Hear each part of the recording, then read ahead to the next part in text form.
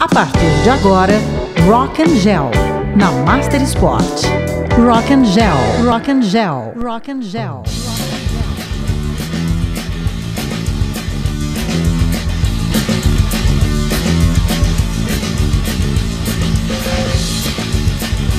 Olá, muito boa noite, estamos dando início a mais um Rock and Gel aqui pela Master Sport Rock. Eu sou Alex Ricardo e comigo, como sempre, o nosso querido Fábio Pereira. Tudo bem, Fabião? Seja bem-vindo, boa noite.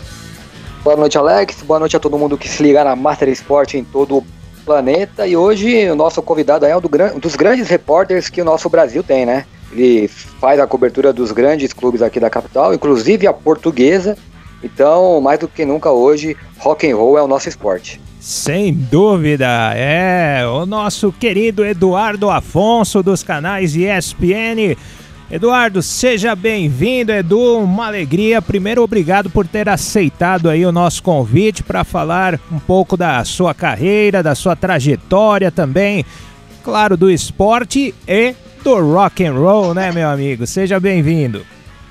Fala, Alex, tudo bem com você? Grande abraço ao Fabião, que até me confundiu aqui, né, no Skype dele, botou um Botucatu aqui, eu já pensei lá na cidade de Botucatu, que é a cidade que eu frequento bastante. Quero agradecer demais o convite de vocês, é bem legal falar de duas coisas que eu gosto muito, futebol e rock and roll. Como disse o Fábio, né, a Portuguesa eu cubro mais com o coração, né, e ele anda machucadíssimo, né, anda assim, não querendo ir lá pelas bandas do Canindé, nem se aproximar muito. E os outros times grandes eu fico mais no São Paulo, mas lógico, estou acompanhando sempre muito também Palmeiras, Santos, Corinthians, mas a Lusa eu só vou com o meu coração, Fábio, porque cobertura da Lusa sem divisão tá complicado de fazer, viu? É verdade. Você lembra da última vez que você foi assistir um jogo da Portuguesa, Edu? Lembro, lógico. Eu lembro da primeira, da última e de quase todas as outras que eu fui, né? Porque o amor continuou mesmo, né? O último jogo que eu fui assistir no gramado, no campo, foi no Canindé, Portuguesa e Guarani no ano passado, Série A2. Por grande coincidência, uma vitória de 3-1, porque a Luz estava disputando o rebaixamento. Se perdesse aquele jogo, provavelmente seria rebaixada para a Série A3. Conseguiu vencer o Guarani, que estava para subir, estava numa campanha muito boa, mas jogou bem desfalcado, isso foi legal.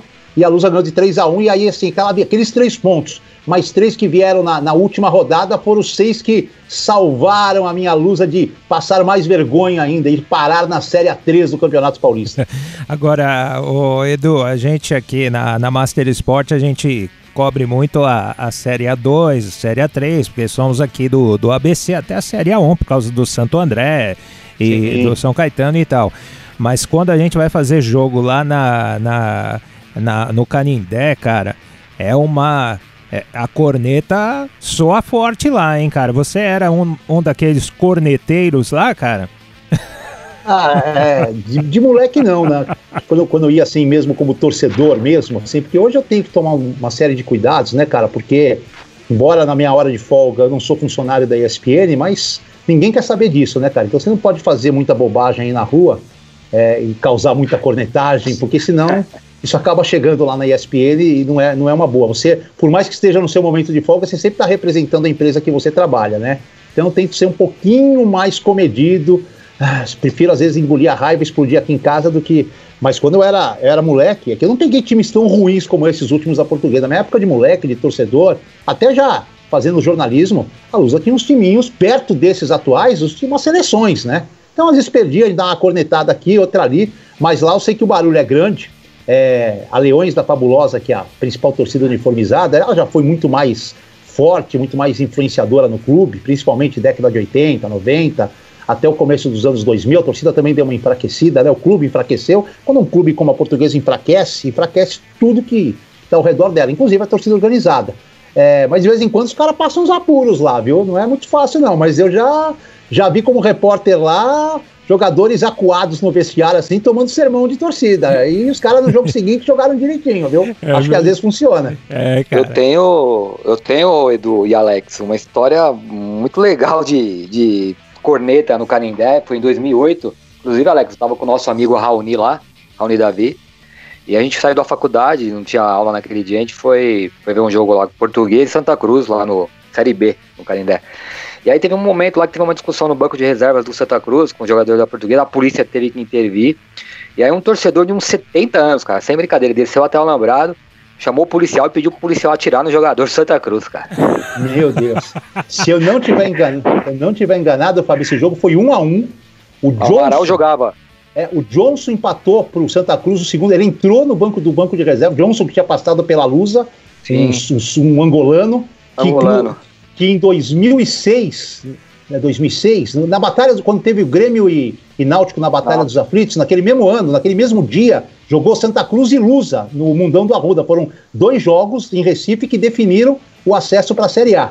E subiram Grêmio e Santa Cruz, porque o Santa Cruz venceu a Portuguesa por 2-1 e o Grêmio conseguiu aquela vitória espetacular, fantástica, histórica. Não existe adjetivos para aquela vitória do Grêmio. E esse Johnson, esse maledito, tava na Lusa, tava 1-0 pra Lusa, ele perdeu 2 gols na cara do gol. E aí quando a gente voltou, ele foi mandado embora. E aí ele fez o gol se for o jogo que eu tô pensando de 2008, Lusa e Santa Cruz terminou 1-1, ele tava no Santa Cruz e ainda fez o gol além de nos ferrar em 2 anos antes, nos ferrou no Canindé perdendo 2 pontos com o gol dele. Acho que esse jogo foi empate, eu não lembro o resultado, mas acho que tá certo, sim. Mas eu acho que foi esse aí. O torcedor pediu pro policial atirar no jogador de Santa Cruz. Sai da minha mente, cara. Na portuguesa você encontra de tudo, cara. Você encontra de tudo. O torcedor símbolo é o Sardinha. Pode ter sido até ele que fez isso, né?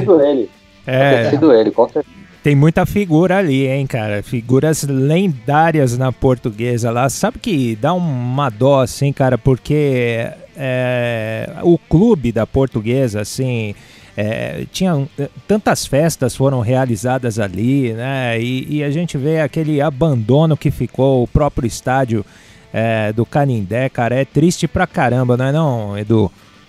Olha só, Alex, o clube ele foi sofrendo, tanto na parte social como na parte esportiva, a decadência de péssimas administrações, né? Então, se você é péssimo no futebol, você acaba sendo péssimo em tudo. E também a gente tem que contar que a Lusa, que chegou a ter 90 mil sócios, né? Só perdia pro Juventus na época, a vida também teve uma guinada de 180 graus aí nos últimos 20, 25 anos, né? O cara que ia no clube antes, hoje tem a piscina dele no condomínio, tem a academia dele no condomínio, tem o local de piquenique no condomínio e, óbvio, os clubes não aguentaram. Isso não é só a Portuguesa, né? O próprio Juventus perdeu muitos associados, o Pinheiros, o Paulistano, enfim, isso foi uma questão da vida do ser humano que mora em São Paulo que mudou e os clubes foram abandonados.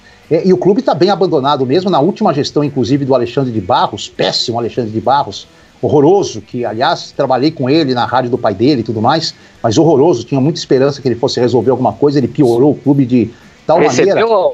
Eduardo? Oi?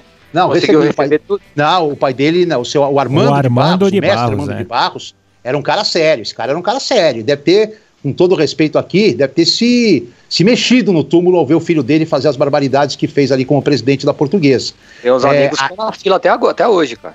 Não, eu recebi porque eu trabalhei lá na década de 80 pro pai dele e tudo mais, e então recebia. E assim, cara, mas o estádio em si, o Canindé, o campo de jogo, até assim, quando vocês tiverem oportunidade de ver alguma matéria, tá bem legal, cara. O atual presidente conseguiu aí com um grupo de conselheiros, de torcedores, a grama tá legal, o estádio foi limpo, foi pintado, obviamente tem algumas partes estruturais, não tem ainda câmeras para poder monitorar a torcida toda, ainda falta alguma coisinha de alambrado, ainda tem uma parte estrutural de vestiário que precisa ser arrumada, mas perto do abandono que ele chegou a ficar, o Canindé tá assim, se começar a reformulação da Portuguesa pelo que fizeram no Canindé, eu até fico com esperança que o time um dia ainda vai voltar pelo menos aí para uma Série B do Campeonato Brasileiro. O estádio em si tá bem legalzinho. Você acha que o que aconteceu no caso Everton em 2013 foi o ponto culminante ou tinha outros fatores que fizeram essa queda aí trágica da Portuguesa nos últimos anos?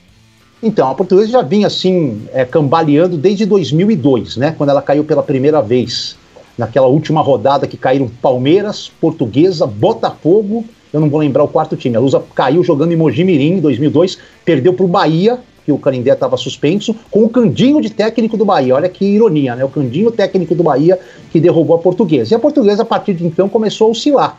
Ela perdeu espaço, ela perdeu fôlego, ela não conseguiu acompanhar o que acontecia na época romântica do futebol, os grandes clubes do Brasil. Porque ela nunca teve uma torcida que fazia frente às grandes equipes, mas ela tinha ali seus momentos, uma boa campanha aqui, outra boa campanha ali, nunca era assim, falava, é fácil ganhar da Lusa. Não, sempre os caras respeitavam, jogar no Canindé sempre era muito difícil, tudo mais. E a Portuguesa foi perdendo fôlego com péssimas administrações, ela foi perdendo, os caras foram avançando, tipo aqueles cavalinhos do Fantástico que fazem a pontuação do Brasil, os caras foram avançando e ela foi ficando, na parte estrutural, de refis, de médicos, de fisiologistas e tal, e ela se transformou num clube pequeno, minúsculo. Ali já tinha uma oscilação. Agora, o que aconteceu em 2013, isso foi um negócio assim, é até ruim falar, gente, porque assim, eu tenho até medo de processo. O presidente, então, na época, Manuel da Lupa, a gente tem uma série de processos um contra o outro, a gente não se fala, tem problemas sérios de relacionamento, de brigas, tudo mais, porque eu considero o grande responsável, independentemente do que aconteceu, ele era o cara que estava na frente, ele tinha que assumir a responsabilidade e tudo mais.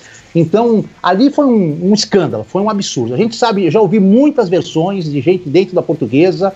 O meu avô foi sócio 005 da Luz, ajudou a comprar o Canindé do São Paulo na época, então muitos antigos da Portuguesa daquela época, velhinhos já, mas que mexiam lá na Sueca, no conselho, me procuravam, o que aconteceu foi isso, o que aconteceu foi aquilo, mas sem provas, fica até difícil falar, quanto mais querer tentar culpar alguém. Para mim, Manuel da Lupa é o grande culpado, e mais, se nem o Ministério Público, que estava caminhando, parou, conseguiu chegar ao que aconteceu, quem diria eu, que sou um simples mortal, querer descobrir o que aconteceu ou falar alguma coisa do que aconteceu. Mas ali foi o ponto do fim, o começo do fim da Portuguesa, foi a entrada na UTI.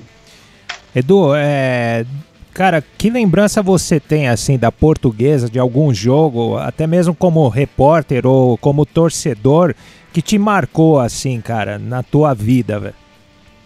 Ah, cara, como torcedor, sem dúvida alguma, embora tenha ótimas lembranças de Canindé, eu lembro do meu primeiro jogo, né, com 7 anos no Pacaembu, uma vitória do Inter de Falcão, de Batista, 2-0 contra a Luz, o ano que o Inter foi campeão invicto do Brasileiro, veio aqui no Pacaembu, venceu a Luz a 2-0, e eu lembro assim, talvez eu não lembre de detalhes do jogo, já fui pesquisar o jogo, mas não lembro de detalhes, mas lembro da camisa vermelha do Inter, assim, puta, camisa linda e tal, e me marcou muito, sempre tive muita simpatia pelo Inter, por ter sido o primeiro jogo que eu vi da Lusa contra, né, e era um timaço mesmo, apesar de eu ter só 7 anos e não entender muita coisa. Mas a principal lembrança, sem dúvida alguma, é a final do Brasileiro de 96 contra o Grêmio. Por quê? Porque o jogo de ida, eu não estava escalado pela Rádio Bandeirantes, e na última hora eu fui escalado, e eu fiz o Grêmio.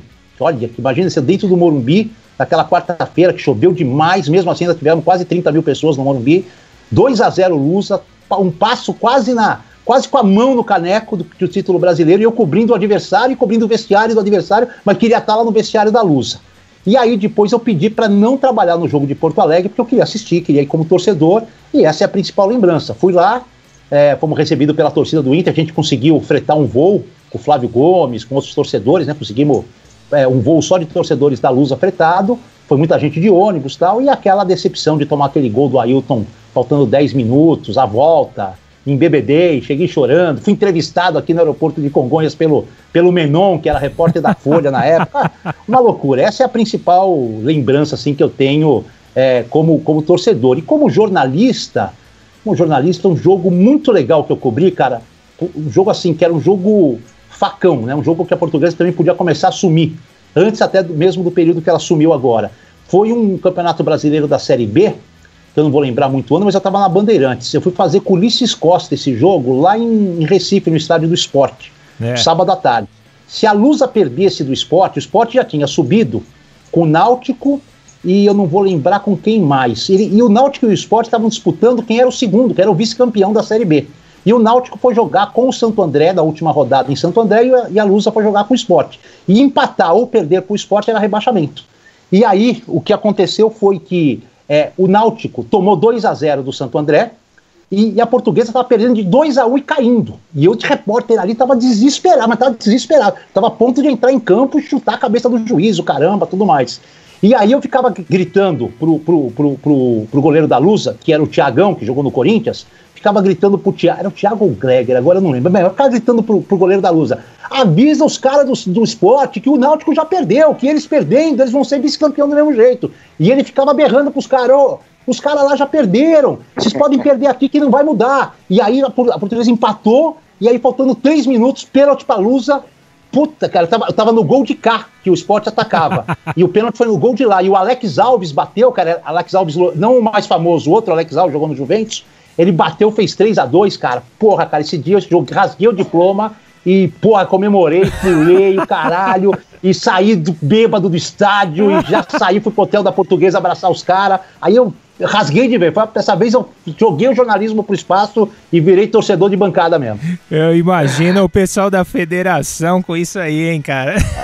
Os caras não estavam nem aí, cara. O Sport já era campeão, já era vice-campeão, já tinha subido. E foi legal que acabou o jogo, cara. E aí a torcida do Sport aplaudiu a Lusa, porque conseguiu escapar. Cara, era queda pra Série C do Brasileiro no meio dos anos 2000. Era o fim da Portuguesa 10 anos antes do final verdadeiro dela. Então, foi ali esse jogo, assim, como jornalista, eu me lembro muito bem de ter rasgado o diploma e ficado numa bancada assim especial, no gramado, atrás do gol.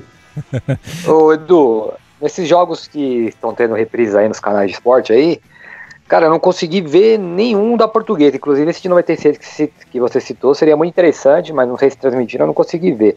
E falando na quarentena, o que você tá fazendo? A sua rotina mudou? O que você anda fazendo na quarentena? Além de trabalhar, óbvio, mas conseguiu tempo para fazer alguma coisa que você não estava fazendo? Então, primeiro passou agora, acho que essa semana, às 11h30 da noite, um jogo São Paulo e Lusa no Canindé, foi um jogaço. Foi 3-2 pro São Paulo, mas estava 2-1 pra Lusa, Canindé lotadinho. 2000, né? 2000, não vou saber o passo. Eu vi o jogo, foi sensacional. Passou aí às 11h30 da noite, mas tem passado quase nada mesmo da Portuguesa. Não, mas isso aí não é um jogo que São Paulo venceu, né? Eu tô falando de alguma coisa podia passar, da Portuguesa. Podia passar ali contra o Atlético em 96, que eliminou o Galo, o Cruzeiro, que era o bicho papão que nós eliminamos. Podia passar alguma coisinha dessa, mas realmente... 7-1 contra o São Paulo, né? 7-2. Esse jogo também eu tava de repórter. Esse o Fábio lembra bem. Esse aí o Plihal tava do meu lado, essa história é boa, gente. O Plihal tava do meu lado e tava 7-0 pra Lusa, né? Só que quando tava um 5-0, a Lusa atacava, e eu tava pela Bandeirantes, pela rádio ainda, e o narrador, que eu não me lembro se era o Quelhas, quem que era que tava narrando, não era o Dirceu nem o Silvério, que eram os principais na época. Era o Augusto Quelhas, podia ser o Augusto Quelhas. O Quelhas falava, quase é Portuguesa. E eu falava assim, quase Quelhas. E olha, se apertar, cabe mais. E o Plihal do meu lado pela ESPN já falando, pô, você tá louco, tá 5-0. Aí saía mais um gol, falava, vai mais. Esse jogo também foi o lado bom de ser repórter e torcedor da Lusa. E o pior é que eu tava fazendo São Paulo. Depois tive que fazer o vestiário de São Paulo, depois do meu time ganhar do São Paulo de 7-2. Mas foi tudo tranquilo. Foi louco esse jogo. Foi louco, né? Foi louco esse jogo pra nós, pro São Paulo. Não, eu sou São Paulo, então, eu não sabia, mas... um dia triste pro Fábio Pereira. Mas pra nós foi louco esse jogo. Vamos mudar de assunto, vamos falar da quarentena. Só contar a minha quarentena aqui, cara, porque assim, cara, essa quarentena deve estar sendo pra vocês também, né? Uma loucura, né? Uma coisa assim que a gente nunca imaginou que fosse viver uma circunstância dessa, né? Resumindo a minha quarentena, eu trabalhei no clássico São Paulo e Santos, foi meu último dia de trabalho externo. Dia 15 de março, um sábado, a gente nem pôde entrar no Morumbi, fiquei do lado de fora dando flash, porque só foi autorizado aquele dia a transmissão da Sport TV, então só tinham repórteres da Sport TV, equipe da Sport TV. A gente fez alguns flashes aí, foi o último dia que eu saí como equipe para trabalhar. No dia 16, domingo, eu estava de folga, e a partir do dia 17 de março começou a quarentena e a ESPN segurou a gente em casa. Na primeira semana, eu ainda fui à TV um dia gravar o Bola da Vez com o Alexandre Pássaro, que estava marcado, a TV ainda estava trabalhando com o prédio aberto, então a gente conseguiu fazer ali com todos os cuidados de higienização, fazer o Bola da Vez, eu, o Plihal, o Pássaro, e eu não vou lembrar quem era a outra, acho que o Renato Peters, eu não lembro quem estava com a gente. Aí foi a última vez que eu fui na ESPN. Na sexta-feira daquela primeira semana, veio uma ordem da Disney para fechar a ESPN, o prédio está fechado, está fechado desde então, e todos nós passamos a trabalhar de casa. Então, por exemplo, esse computador que eu nem usava muito, quase não usava, eu estou usando ele agora. Eles instalaram um programa remotamente, o pessoal da TI da ESPN entrou nele remotamente, instalou alguns programas que eu uso para entrar no ar, vieram aqui em casa, trouxeram um modem de internet melhor, trouxeram iluminação, tudo mais, e eu tenho aí trabalhado desde então dessa forma. Tem semanas que eu fico 3, 4 dias sem entrar no ar, e tem vezes que eu entro 3, 4 programas seguidos. Não tem uma escala assim muito correta. Além disso, aqui em casa, cara, o que a gente aproveitou para fazer nesse período primeiro tem saído o mínimo possível mesmo, só para compras, só para ver minha mãe que mora aqui pertinho, mas nem posso ficar perto dela, eu vejo assim a distância. Meus sogros estão em Botucatu, então a gente não consegue ir para lá. A gente tem curtido os nossos cachorros, eu tenho 2 cachorros aqui, que são assim a alegria da casa e que nos distraem, ficam com a gente o tempo todo. Eu tenho tem uns canarinhos que cantam bastante aqui na minha lavanderia, então também toda hora mexendo, limpando. Não tenho lido nada, embora vi várias dicas de livro, não li nada. Tenho mexido muito na internet e assim, de uns 30 dias para cá, não sei se vocês também tiveram essa atitude, eu me desliguei um pouco da cobertura do coronavírus, cara, porque assim, no começo eu estava acompanhando e começou a me dar uma agonia, assim, primeiro pelo lado político da coisa, né, do lado de cá, o lado de lá, esse fla-flu maldito que existe no Brasil, e se um fala que é assim, o outro que não concorda fala que é assado, e você nunca sabe quem está certo. E fora isso, os próprios médicos que eu ouvia, havia muita dúvida, muita notícia desencontrada, e começou a me dar, sabe, parece que você começava a ouvir uma matéria, parecia que vinham sintomas, tudo mais, então, tipo assim, eu dei uma desligada, a gente tem visto muitas séries, a gente tem visto muito filme, desenho animado que eu adoro, já vi Ratatouille, já vi Madagascar todos, e enfim, parece, eu fico ligado assim no São Paulo, né, cara, meu dia assim é sempre mandando WhatsApp para assessoria de imprensa, para os dirigentes, para alguns jogadores que eu consegui entrevistar, você vai negociando uma entrevista por Skype e tudo mais, e tem sido esse meu dia, cara, assim, a gente fez algumas arrumações também, tinha muita roupa, fiz uma limpeza no meu armário, trouxe meus botões, estavam na casa da minha mãe para cá, mas eu não tenho ainda a mesa tá lá, eu preciso trazer a mesa para tentar jogar um pouquinho de botão, eu não sou muito fã de videogame, embora tenha até um PS4 aqui, até ameacei querer brincar, mas eu não sou muito fã, e tá sendo isso, cara, tá sendo isso, convívio familiar e as horas passando, e tenho dormido até tarde, quando eu não entro às 11 horas no Sport Center, eu falo para vocês que eu acordo meio-dia, 1h da tarde, pelo menos já passou metade do dia. Porque realmente essas notícias não dá, é a mesma coisa que você citou, eu e o Fábio a gente sempre comenta aqui, não dá, cara, você começa a sentir os sintomas ali só de ouvir falar, então é melhor ficar fora disso, eu também não ligo, eu prefiro o bom e velho rock and roll. Por falar nisso, vamos tocar a primeira da lista aqui, hein, Edu? Me fala sobre o Van Halen, cara. Então, essa é uma das bandas, tanto com o Sammy como com outro vocalista, que eu não tive a oportunidade de ver ao vivo, cara. Eu não tive a oportunidade de ver o Van Halen ao vivo. Gostaria muito, seria assim um show que se acontecesse, eu pagaria o que fosse para ver. Sempre gostei muito deles, desde criança. Eu trabalhei na Brasil 2000, numa época de transição, lá final da década de 80. Daqui a pouco nós vamos falar sobre isso aí, hein? Então, tava numa transição, eu era assim, eu tinha uns amigos que eram roqueiros. Em 80 eu fui com 12 anos eu fui no show do Kiss no Morumbi, aí, cara, comecei a gostar de rock e tal, mas gostava de umas coisas mais, gostava de Quiet Riot, gostava de Twisted Sister com o Dee Snider nos vocais, gostava de Iron pra caramba, ainda gosto, e aí surgiu a Brasil 2000, eu fui aprendendo outras bandas e aí eu tinha noção de algumas músicas como Jump, como outras músicas, assim, menos conhecidas, mas não tinha, assim, noção do que significava o Van Halen, cara. E aí eu aprendi na Brasil 2000, comprei um CD duplo ao vivo deles, louco. O Rogério Ceni me pediu esse CD emprestado uma vez, eu emprestei para ele gravar na época, e aí eu escolhi essa música aí, que para mim, assim, ela ao vivo ou não ao vivo, ou de estúdio, é uma música, assim, que levanta o astral, cara. Não tem como você ficar indiferente ao som desses caras aí. É verdade, e esse play aí que é um ícone, a capa, a arte, né? Porque é aquele nenê fumando, né, cara? Isso, de 84, de 84 esse CD. Exatamente, cara. Rock and Gel. Sim, Rock and Gel aqui pra você na Master Sport, uma jogada de mestre. É isso aí, estamos de volta. Ô, Edu, cara... Oi. Van Halen, velho, você prefere David Lee Roth ou Sammy Hagar no vocal, cara? Então, eu tinha até esquecido o nome do David Roth. Eu prefiro o David, mas eu reconheço que tem um CD deles, que era LP na minha época, sim, que tem o End's Love, Dreams e outras músicas muito maneiras que o Sammy Hagar arrebenta, cara, entendeu? Então, assim, esse específico eu gosto das músicas com Hagar, mas, assim, se botar os dois numa balança, eu vou de David Lee Roth. É maravilhoso. Van Halen aqui pra você na Master Já viram, Sport. Alex, aquela versão do Foo Fighters, que ele toca a música Jump, a música Imagine do John Lennon, né, dos Beatles, e a letra é Jump, de Van Halen. Você já ouviu essa versão? Não, que legal, hein? Que louco isso aí, cara. Show do Foo Fighters, a maioria dos shows dele, ele faz essa versão aí, o Dave Grohl. Ele toca Imagine e canta Jump em cima. Se procurar nos shows aí, full no YouTube, aí você vai achar bastante coisa legal. Isso aí chamou muita atenção. Essa semana a gente vai tocar isso aí, Alex. Legal. Na programação. Sempre tocando aí algumas novidades e algumas versões aí também raras, né?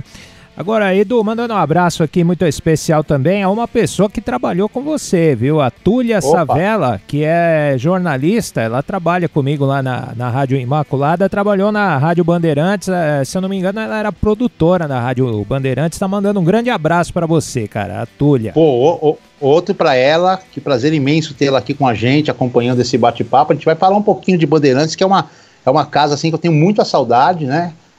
Que eu passei 14 anos da minha carreira lá, que foi a primeira grande emissora que eu trabalhei, e assim, foi onde eu construí o meu jornalismo, né? Embora já tivesse trabalhado em algumas rádios menores, mas assim, jornalismo pra valer, de fato, com um canhão, assim, você falando de um canhão repercutindo, foi ali que foi o aprendizado assim maior de tudo, foi ali que eu me desenvolvi como repórter. Agora, Edu, vamos falar então da Brasil 2000, cara, já que estamos aqui no Rock and Roll. Você teve 2 passagens por lá, né, na Brasil 2000, em 86 e depois você retornou em 2004. Agora, eu queria, antes de chegar a 2004, que você falasse dessa época aí, de 86, como é que era a Brasil 2000 nessa época aí, o Edu? Conta pra gente, cara. Então, cara, assim, tem que dar uma contextualizada, né? Quando eu tava terminando o colegial, e um dos meus companheiros de colegial, eu fiz o colegial ali no Alves Cruz, que fica na Heitor Penteado, aqui na Zona Oeste, né? Um dos meus parceiros era o Rubinho Viana, o Rubens Viana, que depois adotou o nome artístico de Rubinho Viana, e ele era sobrinho do diretor da Anhembi Morumbi, do reitor da Anhembi Morumbi, dono da faculdade Anhembi Morumbi 100%, que era a proprietária da Rádio Brasil 2000 FM.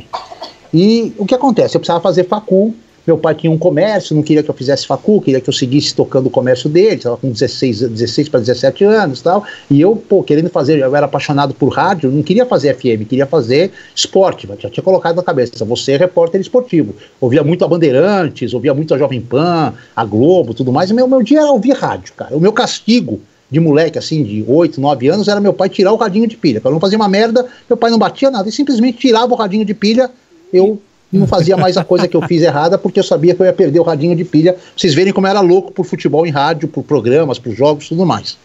E aí, cara, o Rubinho Viana, e eu querendo sair, vazar de casa, querendo não seguir os conselhos do meu pai, o Rubinho falou, pintou uma chance ali da Brasil 2000, que era pertinho, era na Heitor Penteado do outro lado, só que numa travessinha, era Pedro Soares de Almeida, onde é até hoje, pintou uma chance de trabalhar de madrugada lá, e trocando pela faculdade.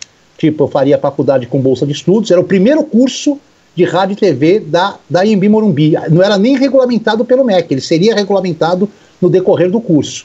E aí eu falei, porra, topo na hora, né? E aí deu uma loucura, peguei minhas coisas, saí de casa, tudo bem que eu saí de casa, fui morar com uma tia madrinha minha que tinha uma condição boa, fui fazer a faculdade, entrava meia-noite na Brasil 2000 até às 6 da manhã.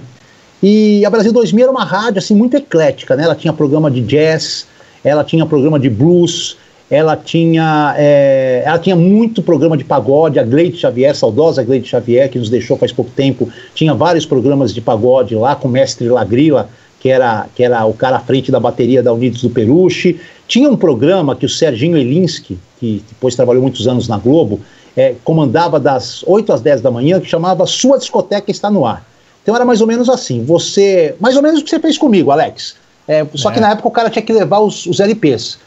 O cara se inscrevia, ele era chamado naquela semana, você vai vir tal dia aqui, traz o som que você quer escutar durante essas 2 horas, só que traz os discos de casa. E os caras chegavam lá com as malas de discos e tudo mais. E aí, tinha muito baile funk em São Paulo, não era nem funk, baile de música black e tal, e tinha muitas equipes que davam o som nesses bailes, e essas equipes começaram a participar do programa, a se inscrever. Por quê? Porque elas divulgavam os bailes, e divulgava o som que elas tocavam no baile. Então tinha uma programação ali muito eclética em todos os aspectos. Não tinha muito rock, tinha de vez em quando tal. Eu fui lá, estagiário, telefonista, produtor, redator, operador de mesa, até que virei locutor. E aí eu consegui lá de domingo, eu folgava de sábado, de domingo eu tinha um horário de manhã das 8 ao meio-dia, e eu chamei o Edson Ragazzi, que era outro locutor, e a gente, vamos fazer um programa de rock, velho? Vamos, os caras vão deixar? Apresentamos o projeto pra direção, os caras falaram, domingo de manhã ninguém ouve mesmo, pode tocar o pau no rock and roll aí. E aí foi quando a gente começou a fazer o Onda Livre, começamos a fazer um programa de rock de 3 horas, não era assim muito pesado, porque os caras tinham falado, nada muito trash, muito pesado e tal, então tocava Police, tocava Rá, tocava Bon Jovi, tinha uns pop, tinha rock nacional, mas a gente encaixava de vez em quando Golpe de Estado, encaixava uma ou outra do Iron, encaixava um AC/DC, uma coisa mais pesada. Conforme chegando perto do meio-dia, a gente ia aumentando o ritmo. E aí, assim, eu comecei a fazer um dos primeiros programas de rock da Brasil 2000. Bem, passou o tempo, eu fiquei lá até 89, e aí saí, né, porque eu tava buscando outra coisa, queria fazer futebol, já tava terminando a facul, foi quando eu saí em 89. Então era uma rádio eclética, legal, educativa, não tinha propaganda, não podia ter comercial, os salários eram bem pequenininhos por causa disso, mas assim, para quem queria aprender, para quem queria gostar, era sensacional, cara. Eu aprendi muita coisa lá de rádio e tal. E aí veio, depois de muito tempo, o Rubinho, meu parceiro, meu colega, assumiu a direção da rádio, eu já estava em outra pegada de futebol, tudo mais. E aí, em 2004, surgiu a possibilidade de a gente fazer um programa toda segunda-feira à noite. Era para ser eu e o Casa. Aí o Casa falou, vamos chamar o Nazi? Vamos. Aí eu falei, então vamos fazer o seguinte, eu comando o programa, eu toco, né, porque eu tenho mais experiência que vocês, você, Casa, fala de rock and roll e o Nazi fala de futebol, porque o Nazi é do rock e vai falar de outro assunto, e você é do futebol e vai falar de rock. Aí, beleza, aí fechamos um acordo com a rádio, aí, vamos botar uma banda no estúdio? Uma banda? Como a gente vai colocar mais 5 caras aqui dentro? Vamos dar um jeito. Aí colocamos o Carlini lá, o Casa é maior amigo do Carlini, chamou o Carlini, cara, que é, pra mim, o maior guitarrista brasileiro da atualidade, dos últimos 50 anos. Puta cara, gente boa, meu vizinho aqui, mora aqui do lado, numa Pompeia, e o Carlinhos levou a banda dele, cara, e a gente fez uma loucura lá, cara, em 8 meses, cara. Fizemos programa ao vivo segunda-feira com banda, levamos Lobão, levamos Pepeu, levamos Rogério Ceni, que tocou com Pepeu e Lobão no mesmo dia. Cara, a gente fazia umas sessions lá sensacionais, cara.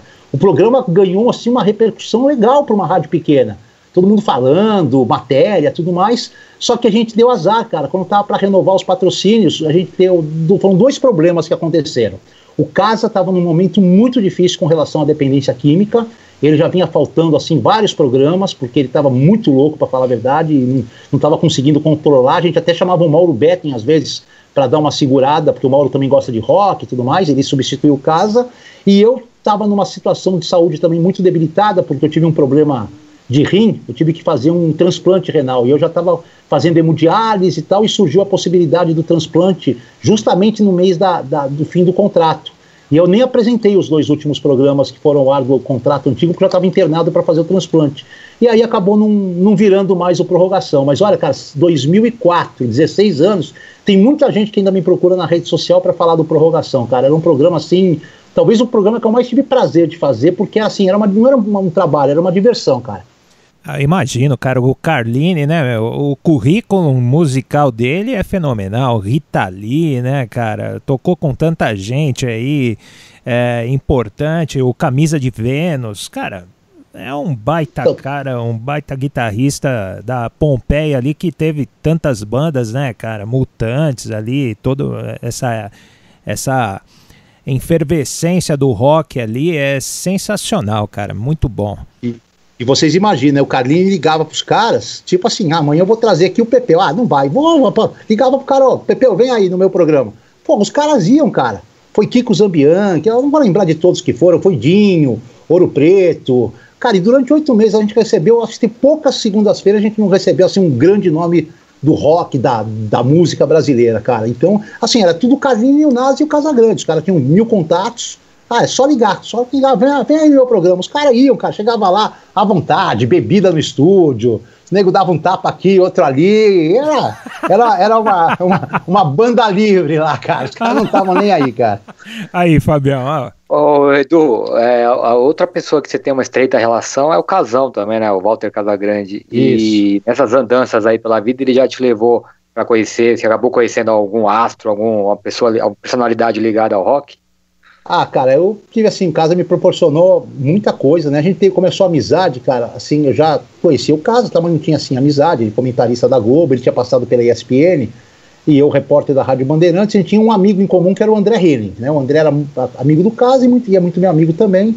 Aí rolou uma Copa das Confederações no México, e a gente ficou lá no México durante 25 dias. O Brasil, inclusive, perdeu a final para o México, o time do Luxemburgo. Tinha na zaga João Carlos e Odivan. Perdeu a final de 4-3. Fomos vice do México lá no México. E nessa Copa das Confederações, o Casa organizou um jogo da imprensa brasileira que estava lá, com a imprensa mexicana e uns amigos dele, que eram lá do México. Eu não lembro direito quem eram os caras, mas tinha uns jornalistas e uns caras. E ele começou a ver lá quem joga. Ah, tava eu e o Garrafa lá, a gente joga. Então vocês vêm também. E foi engraçado nesse dia, né? Porque começou o jogo, era num gramado sintético, 7 contra 7, e o Casa tem 50 mil cirurgias em cada joelho, né? E ele jogou ali uns 15, 20 minutos, o joelho dele já virou a outra bola do campo, né? Tinha a bola e o joelho dele que parecia uma bola. Porque o piso muito duro pro cara que fez tanta cirurgia que nem ele é péssimo, né? Não tem ligamento, não tem porra nenhuma. O joelho dele é oco, né, cara? É osso no osso. E aí, o que aconteceu? Ele falou, não vou aguentar jogar até o final. E ele chegou no banco e falou, entra aí no meu lugar, meu. Virou pra mim. Aí o Garrafa virou e falou, você vai se arrepender. Vai ser a pior substituição da sua história, entrar o Eduardo Afonso no seu lugar. Aí eu entrei, meti até uma caixa, modéstia à parte, e a gente ganhou. E aí eu fiquei amigo do Casa, a gente foi se enturmando lá mesmo no México, depois outras coberturas, sempre cada vez mais amigo. E aí, pô, virou uma parceria aí de 20 anos, cara. Eu faço palestras com o Casa pelo Brasil inteiro, acompanhei de perto todo o drama dele, cara. Fiquei 1 ano e meio sem vê-lo quando ele estava internado. Tive que passar por uma entrevista com uma psicóloga para voltar a ter contato com ele. O filho dele, mais velho, trabalhou comigo na ESPN, na rádio ESPN, quando eu entrei, foi meu produtor. O filho dele mais do meio, que foi jogador de futebol, o Leonardo, a gente tem um ótimo contato, quase que diário aí, sobre o dia a dia do Casa. O mais novo dele é que eu tenho menos contato, né, que é goleiro, foi goleiro da Caldense. E assim, trabalha comigo, Simon, né? O Simon trabalha com você, vai lá na Rádio do Neto? Você tá na Rádio do Neto lá? Boa. Moleque, falo com ele aqui agora, eu tô falando com ele. Boa, moleque, gente boa demais. A gente não teve menos contato, porque foi o que eu vi menos dos três, né? O Vitor ficou muito meu amigo porque ele foi meu produtor. E o Leonardo agora assumiu de uns anos pra cá, digamos assim, a vida do Casa na parte profissional fora da Globo e tal. E como eu faço palestras com Casa Grande pelo Brasil, a gente tem sempre um contato muito grande. E, pô, o Casa é um cara sensacional, cara. Um cara, assim, que a palavra não existe no vocabulário dele, cara. Ele não tem não existe não. Para ele dar um não para você, ele tem que dar uma volta, porque ele fica tão constrangido em dar um não, cara, que ele tem que dar uma volta que às vezes ele pede para alguém dar um não para você, porque ele não tem coragem.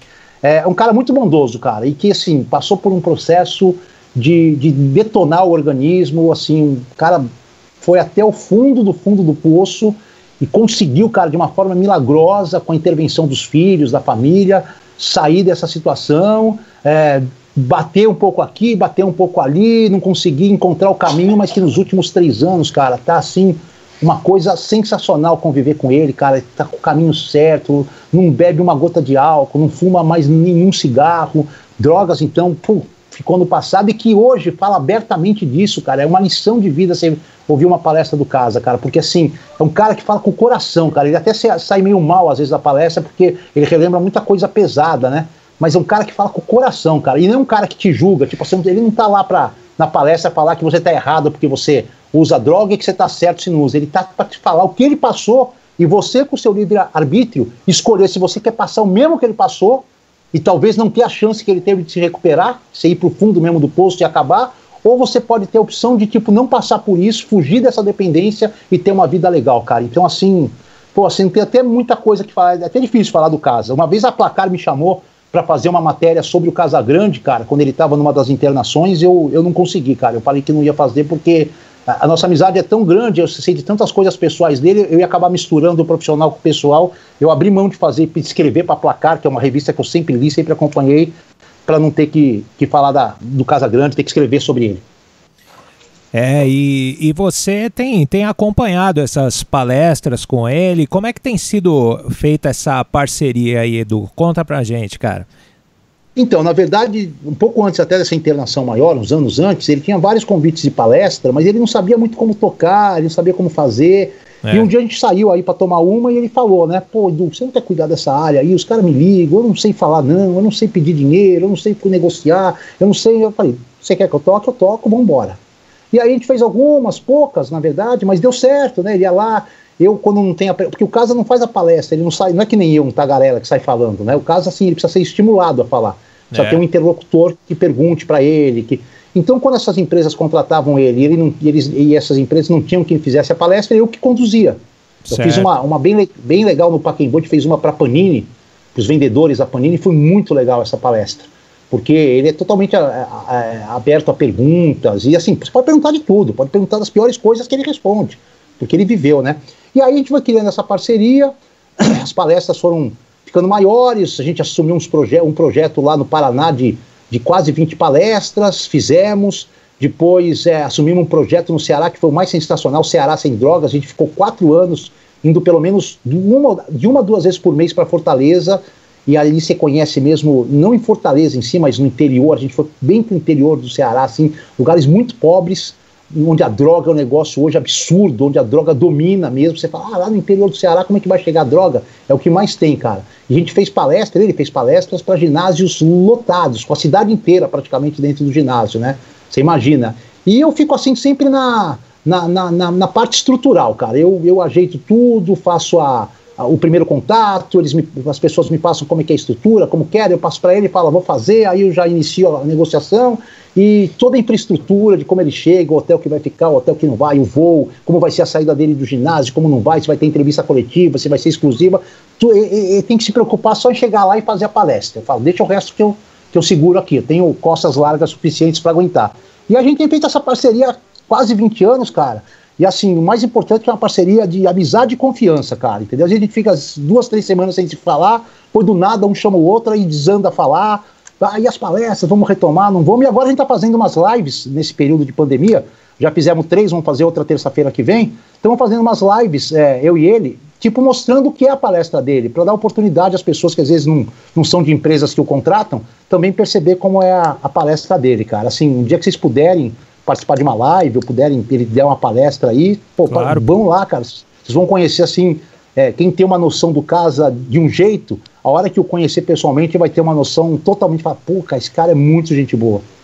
Tem um depoimento dele que é fantástico, que foi antes da Copa da Rússia agora, teve uma amistosa da seleção lá em Londres, e ele foi lá pela TV Globo para comentar o jogo, né, e uns dias antes do jogo ele estava próximo ao Templo do Rock lá em Londres, eu não sei exatamente qual é o nome da casa. Isso.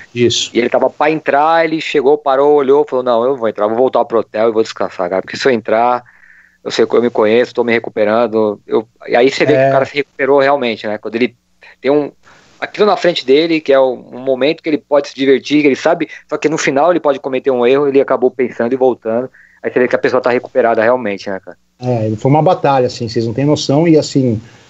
pouca gente, tudo bem que o Casa, a gente tem que também falar, né? O pessoal ouve e fala assim, mas o Casa teve todas as condições. É verdade, graças a Deus ele tinha condição até financeira de poder apelar para os principais clínicas, para os principais psicólogos, isso, lógico, dá um ganho muito.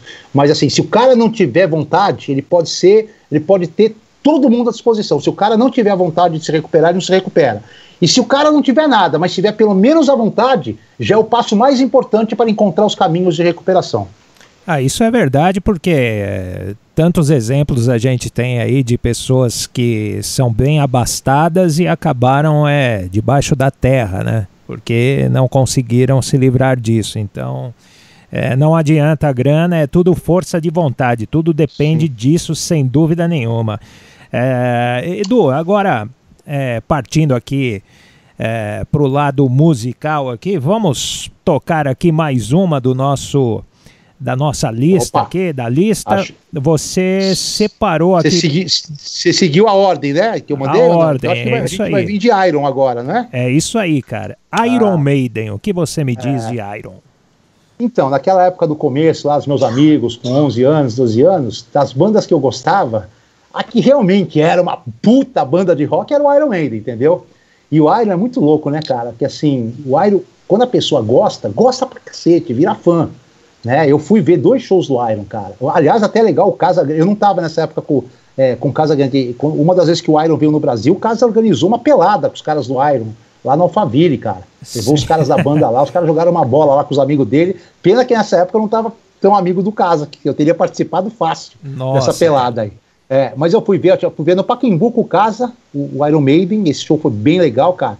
E o Iron veio me acompanhando, cara. Eu fui gostando de outras coisas, deixando de gostar de algumas, mas o Iron sempre ali, cara. E assim, os caras são... o tamanho do Iron, o tamanho do Bruce Dickinson como vocalista de rock, cara, é um tamanho assim, tipo... O cara é quase o Pelé aí do rock and roll, cara. Eu, pelo menos, gosto, na minha opinião, gosto muito, cara. Lógico, o cara vai falar, teve aí Mick Jagger com Rolling Stones, que é outro negócio gigantesco, teve Beatles, teve Led Zeppelin, mas, pra mim, é o Bruce Dickinson Pelé do rock, cara. E aí, com a idade dele, o cara ainda tira daí as notas vocais aí inacreditáveis. E aí eu escolhi uma música que... Sem contar a doença, né? Sem contar que o Mick Jagger e os outros que você citou não pilotam um avião também, né? Ainda tem isso, né? O cara ainda pilota avião, velho. Pô, é brincadeira. Outro dia eu tava vendo um programa desses aí, aeroporto, que tem aeroporto dos Estados Unidos, aeroporto Colômbia, aeroporto... E, tava chegando, num dos episódios, tava chegando o avião do Iron Maiden naquele aeroporto que ia tocar na cidade, não sei se Bogotá, Lima, não sei. Bogotá. E o cara falando, o avião é pilotado pelo vocalista da banda, aí chega aquele avião cheio de adesivo, de pinturas, o cara, isso tem que gostar mesmo. E quem não gosta, odeia. Por exemplo, minha esposa fala, eu não tenho Iron Maiden, você está louco de gostar disso, é isso. Quem gosta, gosta, quem não gosta. É mais ou menos que nem o Corinthians. Ama ou odeia o Corinthians. É verdade, cara. Fear of the Dark, por que você escolheu essa música, Edu? Tem algo em especial nela? Ou assim... Não, assim, eu escolhi 66, que é uma música que foi a primeira música que me apresentaram do Iron Maiden, foi The Number of the Beast, mas podia escrever também On the Hills, né? Que também é uma música que eu gosto. Cara, eu podia escolher qualquer uma, na verdade. Podia jogar pra cima as camisas, aqui caísse, pum, vai. Mas escolhi essa porque é uma música que eu gosto, que eu curto, que eu acho que também dá uma pegada legal aí na noite. Quem gosta de rock, tá meio sonolento, ouve um som desse, já, opa, tô acordado, tô vivo e vou continuar acordado. É muito louco, cara. Iron Maiden, porque eu gosto muito de punk, né? Então, o primeiro vocalista do Iron Maiden, que é o Paul Dayano, cara, eu cheguei a ver o show dele em carreira solo. Ele não tem nada a ver com o Iron, cara, porque a figura dele é punk mesmo, cara. Tanto é que os dois primeiros discos do Iron é bem voltado para esse... Tem clássicos ali, mas o estilo é bem diferente. Rock and Gel.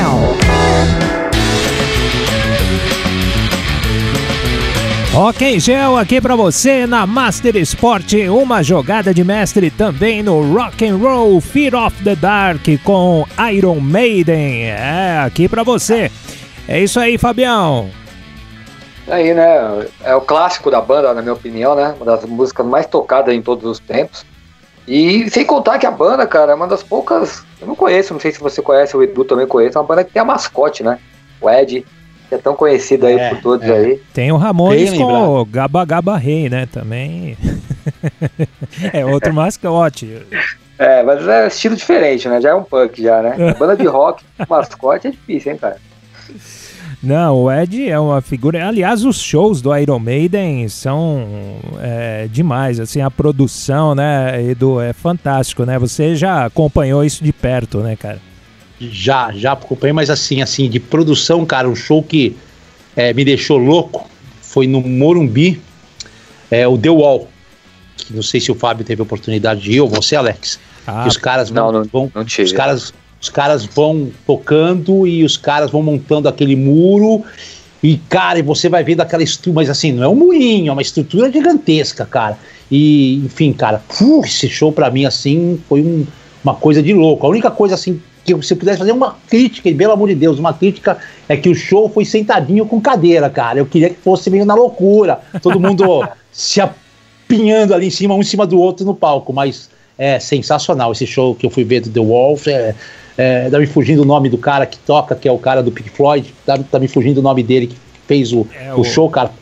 Pô, cara, Roger Waters, né? Roger Waters. Cara, foi um show assim, cara, que eu vou falar pra vocês, se pudesse sair, o cara falar, paga o ingresso de novo, você volta, pô, agora, você vai fazer igualzinho ele fez no primeiro, tô voltando pra ver de novo, quero prestar atenção em mais detalhes do show, cara. Já não basta o futebol, né? Ser chato, todo mundo sentado agora, as cadeiras numeradas, nessas arenas. Agora o show também, aí não dá, né, gente? Não, aí parece show do Roberto Carlos, né, amigo? Aí não dá não, né, cara? O Robertão, você já sabe, né? Jantar dançante, né? Só o Edu que ia nos shows do Roberto Carlos, né, Edu? Você é um grande fã, né, cara? Não gosto, infelizmente. A live, você assistiu, Edu? Você não assistiu a live aquele domingo retrasado? Vai dizer que você não assistiu aquela live, Edu? Não vi. Fala a verdade, Edu. Mas eu vou falar um negócio pra vocês, cara. Quando eu tava na Brasil 2000, eu tive a oportunidade de ver alguns shows que talvez eu não pagaria pra ver. Mas depois que eu vi, cara, tudo assim, até as músicas não sendo as mais legais do mundo, eu vi Cyndi Lauper. Não é uma pessoa que eu pagaria pra ver, mas assim, o show foi legalzinho, cara, sabe? Você vai com espírito leve, já sabendo assim, ó, não vai tocar o que você gosta, mas curte o show, foi legal. Fui ver New Order no ginásio de Ibirapuera, também não era uma banda assim que me atraía muito, mas, pô, achei maneiro o som dos caras, cara, achei assim, sabe, uma coisa meio sintetizada e tal. Eu gosto mais do Joy Division, que é o original que começou o New Order. New Order veio depois. New Wave.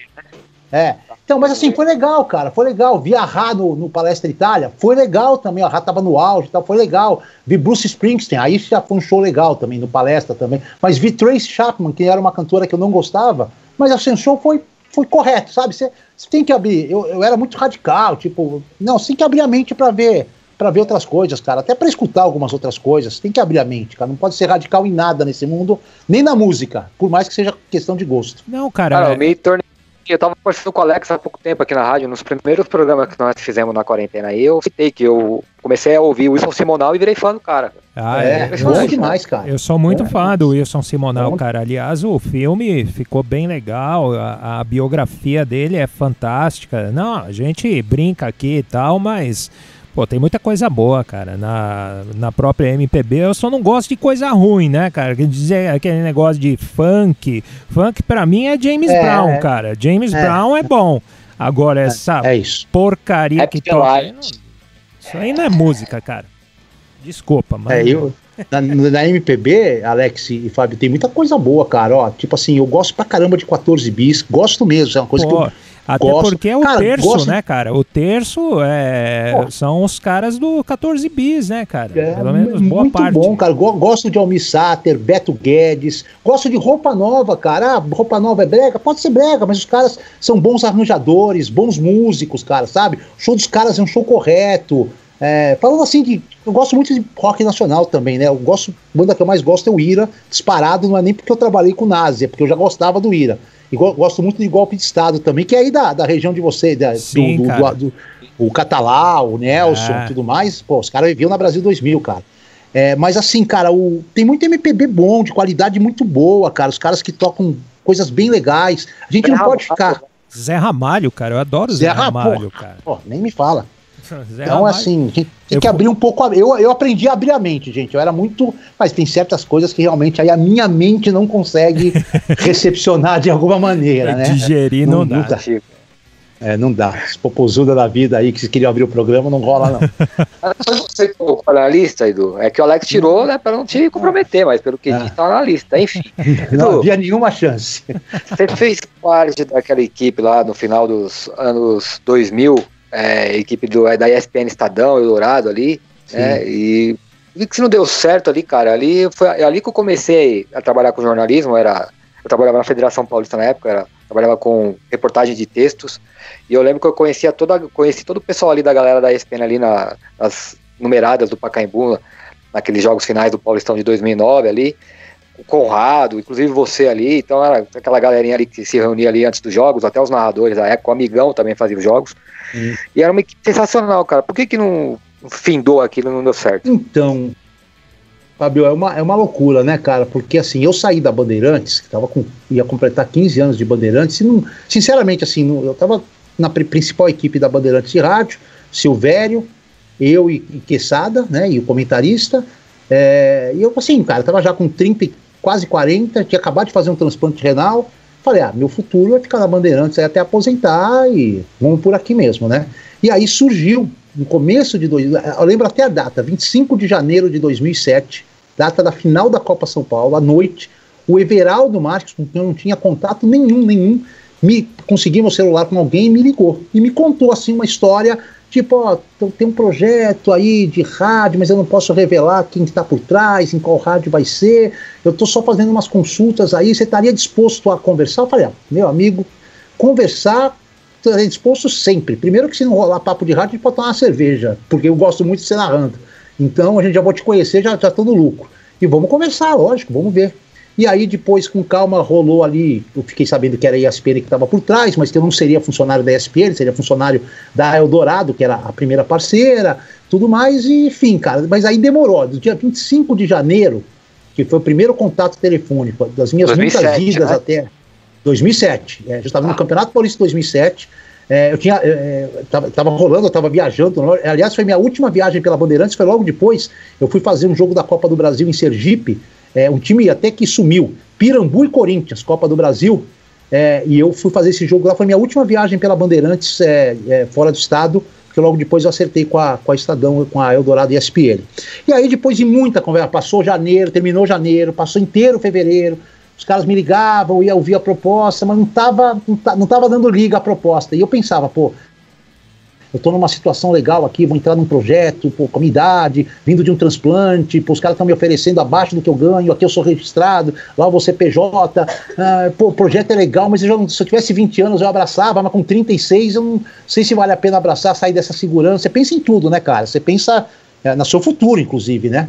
Aí eu acabei no dia, olha que loucura, gente, no dia 30 de março, cara, foi um domingo, fiz minha última transmissão pela Bandeirantes, São Paulo e Palmeiras. E no dia 31, segunda-feira, o Trajano me ligou, e a secretária do Trajano, a Cris, depois o Trajano falou comigo, falou, amanhã vai ser a apresentação da equipe, só tá faltando fechar com você, e é o seguinte, isso, não vai dar para dar 100% do que você pediu, mas é o seguinte, eu vou dar 80% do que você pediu, e a gente daqui a um ano senta e eu te completo, topa. Cara, e aí assim, alguma coisa acendeu, eu falei, puta, eu vou topar, porque o Plihal, cara, o Plihal tinha sido meu produtor na Bandeirantes, o Plihal era o principal repórter da ESPN, junto com o Kifuri, o Plihal, cara, tinha passado a semana anterior inteira, porra, vem pra cá, aqui é do caralho, a função, vem pra cá, porra, a função, você não vai acreditar, a ESPN é do caralho, puta empresa, tal, o Trajano é um puta cara, eu tinha um pouco de medo do Trajano, cara, assim, medo mesmo, o Trajano às vezes explodia nos programas, falava, pô, o Trajano é bravo pra cacete, eu vou tomar as porradas do Trajano lá na redação. Cara, e o Plihal falando, vem pra cá, falei, mas André de Deus, eu vou largar a Band, quase 15 anos de cá, tem que pedir as contas, velho. Não, vem pra cá, porra, foi assim, com todo respeito, adoro a Band, mas foi a melhor decisão que eu tomei profissionalmente da minha vida, cara. E aí rolou a rádio, cara, super bem, resumindo, rolou, a gente estreou na semifinal do Campeonato Paulista, São Paulo foi eliminado pelo São Caetano, São Paulo perdeu, deixou de conquistar, tá com um time bom, foi eliminado, foi nossos primeiros jogos, aí veio o Brasileiro, Libertadores, Copa América, 2010 veio o nosso ápice, assim, a curva do coronavírus, a nossa curva foi em 2010. Fizemos a Copa do Mundo, talvez uma das maiores coberturas da história de Copa do Mundo, porque o que aconteceu? Tinha a equipe da rádio reforçada com a equipe da TV, então a gente era mais ou menos 40 caras podendo entrar no ar da África do Sul, cara, então assim, a gente cobria tudo, até eu fui fazer jogo amistoso da Dinamarca, cara, para poder entrar no ar, ter programação para ocupar, cara.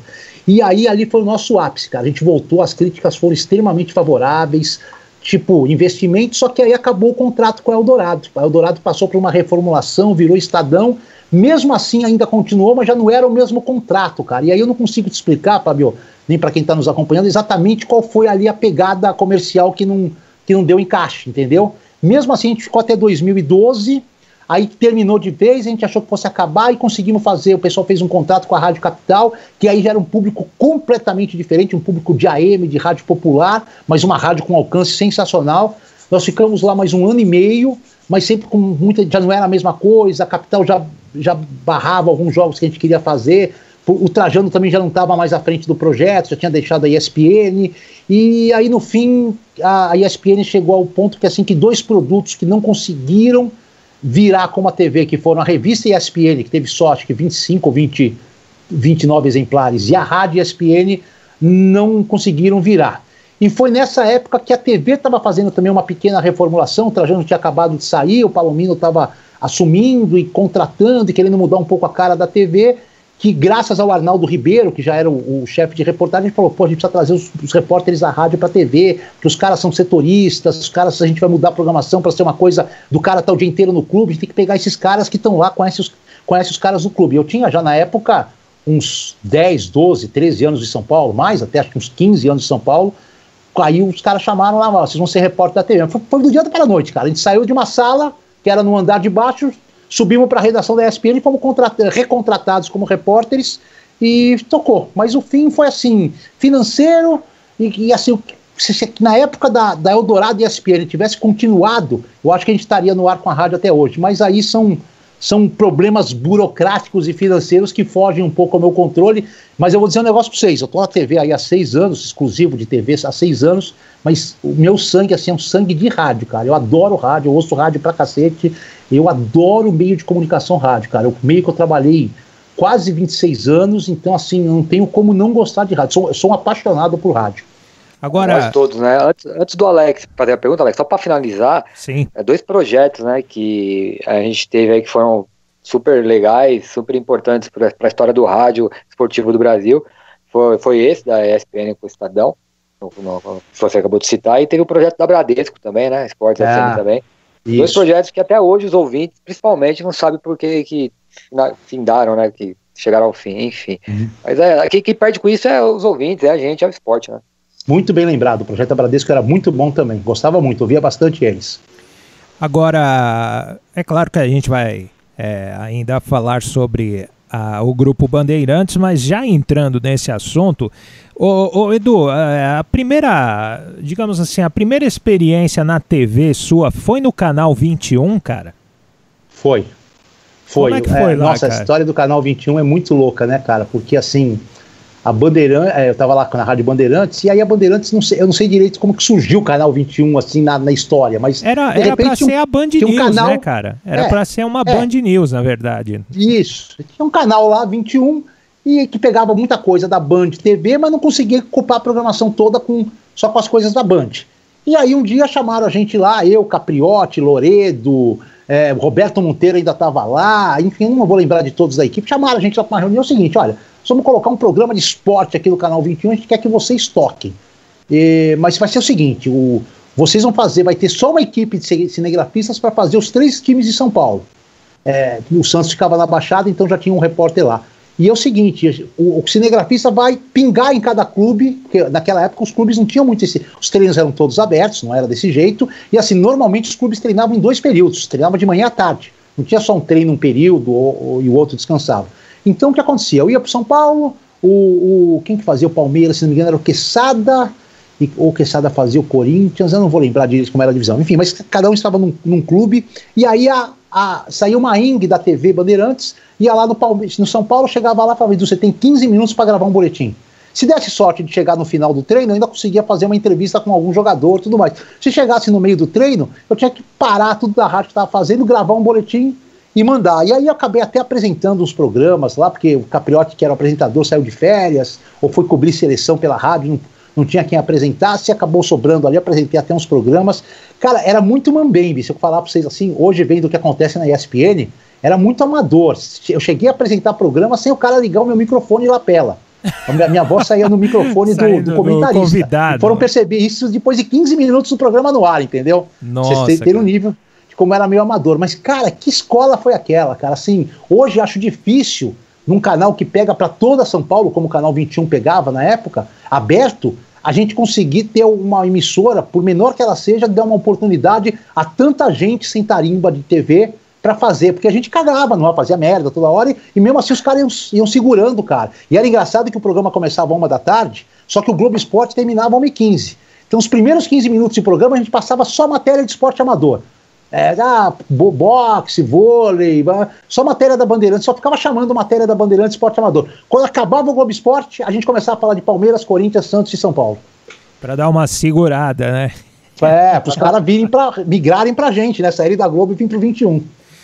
O 21 começou em 96, se eu não me engano, que tinha a época que a Band transmitia a Supercopa dos Campeões da Libertadores, e teve um jogo que encavalou 2 times brasileiros na mesma noite. Era o jogo de São Paulo, se eu não me engano. Tinha um jogo importantíssimo de Santos e Vélez, nesse mesmo dia, mesmo horário. E aí a Band pegou o Canal 21, que era o HF, e ficava o dia inteiro monitorando câmera do CT, se eu não me engano. E resolveu abrir a transmissão pro jogo do Santos. No outro dia repercutiu tanto, que deu bastante audiência por ser um canal fechado de HF, que eles resolveram abrir a programação com telejornais e tal. E aí que surgiu o Canal 21. Eu sei disso porque o Nelson Gomes, que é apresentador do Band Eu trabalhei muito tempo com ele no Band News, e ele me contou que foi mais ou menos assim que surgiu a ideia do Canal 21, por um acaso mesmo, de ter dado audiência no dia anterior. Eles falaram, acho que vai dar certo, vamos meter jornalismo aí que vai rolar. E o Fábio tocou num nome agora que, Nelson Gomes, torcedor da Lusa. Nelson, torcedor da Lusa, meu amigo, me deu muitas oportunidades. Tinha um Bandsat, ele comandava o Bandsat na Rádio Bandeirantes, que eram as emissoras coligadas que recebiam um boletim de 1 em 1 hora, com as principais notícias, e ele apresentava. E ele ele me ajudou tanto, cara, que ele conseguiu instituir dentro desse boletim, um esporte, tem uma parte só de esporte, um boletim de 5 minutos, 2 minutos de esporte, e eu passei a fazer esse boletim de esporte e eu ganhava para isso, além do meu salário da Band, ganhava esse extra. Cara, Nelson, que lembrança, Fábio, onde tiver o Nelson, cara, tá no Band News, cara, ele é a voz padrão da Band, né? Eu vi ele até assim, não é meu vizinho, mas eu já vi ele aqui no bairro, algumas andanças, mas eu perdi muito contato com ele, mas esse é um cara de um coração, cara, de um profissionalismo, de uma voz, cara, que cara gente boa, né? Se você tiver a oportunidade de vê-lo, ou falar com ele, por favor, mande um abraço, passe meus contatos, gostaria muito de rever o Nelson Gomes, cara. Gente boa, trata desde o estagiário até o chefe da mesma maneira, gente boa. Muito legal, cara. Agora, outra curiosidade aqui que eu gostaria de colocar, o Edu, você passou um tempo também na radiodifusora de Osasco, né, cara? Lá, se eu não me engano, do Francisco Rossi, era o Marchetti, né, que era o dono da equipe. Não me lembro qual que era o nome da equipe, mas eles vinham muito para São Bernardo aqui fazer também alguns jogos. Como é que foi essa passagem lá, cara? Outra ótima lembrança, equipe Furacão nos Esportes. Furacão nos Esportes, isso aí. Tony Marchetti e Antônio Júlio Baltazar. Isso aí. Ó, cara, que lembrança, Alex. Cara, foi assim, eu tinha acabado, como eu falei, saí de FM lá da Brasil, fiquei procurando emprego, fui parar em Itu. Eu tinha um cliente do comércio do meu pai, que ele era divulgador da gravadora CBS, que era fortíssima na época. Sim, pô. E a CBS tinha o Roberto Carlos, o principal nome da gravadora era o Roberto Carlos, né? Na época do Roberto Carlos, ídolo máximo da música brasileira. E a CBS estava lançando um grupo que depois quase não fez sucesso, chamado RPM. Tô brincando, os caras estouraram na época. E aí esse cara, o Dirceu, o filho dele, ele já faleceu, mas o Dirceuzinho, o filho dele, até pouco tempo eu tive contato com ele aí numa dessas redes sociais. O Dirceu, eu estava lá no comércio do meu pai, tinha saído da Brasil, tinha ido para 97 lá em Santo André, no Prédio Redondo, mas não deu certo. Você trabalhou lá também, cara? Trabalhei de folguista 2 meses só. Sensacional. Mas não deu muito certo, não. Briguei lá bastante ali, eu arrumei uma encrenca grande, cara. Eu deixei um dia a rádio... Eu tirei a rádio do ar uma vez lá, cara.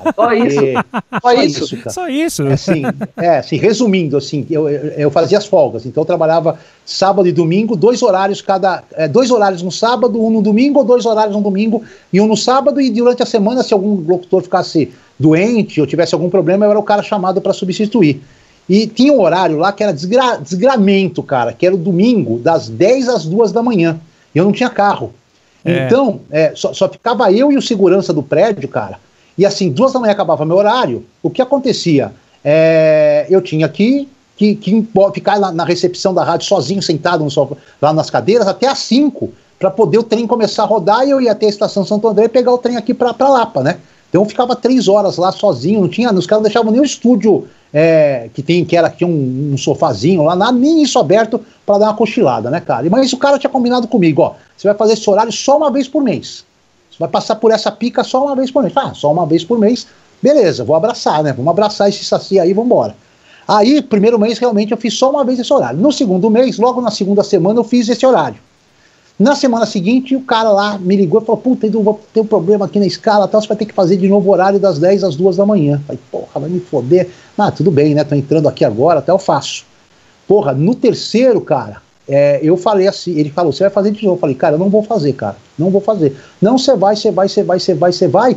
Eu não fui, cara, não fui. E aí o cara que ia até às 10, ele também tinha os compromissos dele, cara, ele pegou e foi embora, cara, ele fez o programa até às 10, o horário dele, ainda ficou mais uns 20 minutos, meia hora, e eu falei, não vou, cara, eu não vou. Não tinha essa tecnologia de celular, de ligar e tal, eu não aparecia, ele simplesmente parou de rolar música e a rádio saiu do ar às 10h30 da noite, cara. E aí eu voltei lá no dia seguinte só para pegar minha grana e fui mandado embora. E aí eu fui parar em Osasco. fui para Itu. Aí eu fiz o Ituano, foi campeão, aí tava 2 anos lá em Itu, meio com o saco cheio, cara, porque eu morava muito mal em Itu, cara. Tipo, a rádio de Itu tinha uma república no começo que era legal. Era FM 90, né? FM 90, rádio pioneira, na verdade, mas usava o nome artístico de FM 90. Mas, pô, Itu me deu uma oportunidade, cara, porque aí voltando ao Dirceu, da CBS, ele falou, pô, um amigo meu assumiu uma rádio lá em Itu, e essa rádio tem futebol, cara. E eu louco pra entrar no futebol. Falei, tem, que time que cobre? O Ituano, eles transmitem todos os jogos do Ituano na Série A2. Falei, pô, isso me interessa muito. E aí esse meu amigo falou, pô, aceita ser locutor da FM, porque esse diretor da rádio, que é meu amigo, que é o Luiz Veloso, um dos melhores chefes que eu tive, ele tá pra ter filha, a mulher dele tá pra ter filho, e ele não vai poder mais acompanhar os jogos do Ituano. Numa dessas, você ainda tem tempo de se encaixar na equipe de esportes. Falei, opa!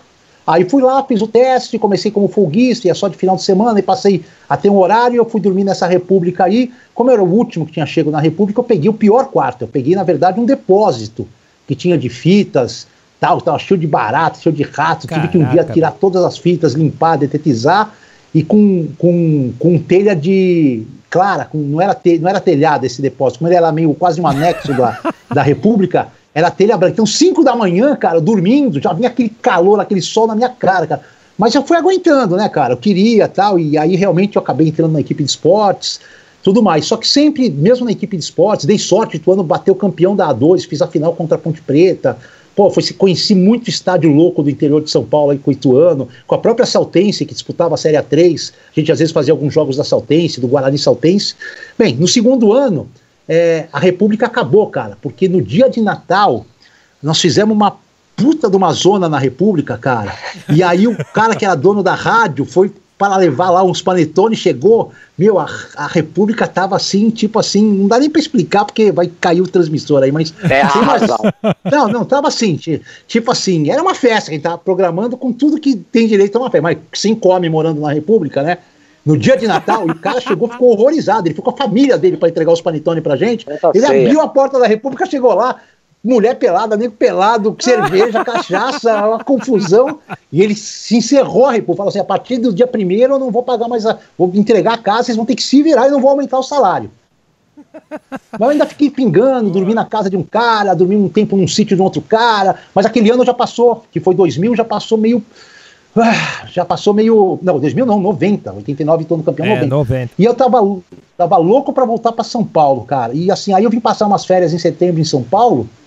E, cara, pô, minha casa da minha mãe, comidinha fresca, minha cama.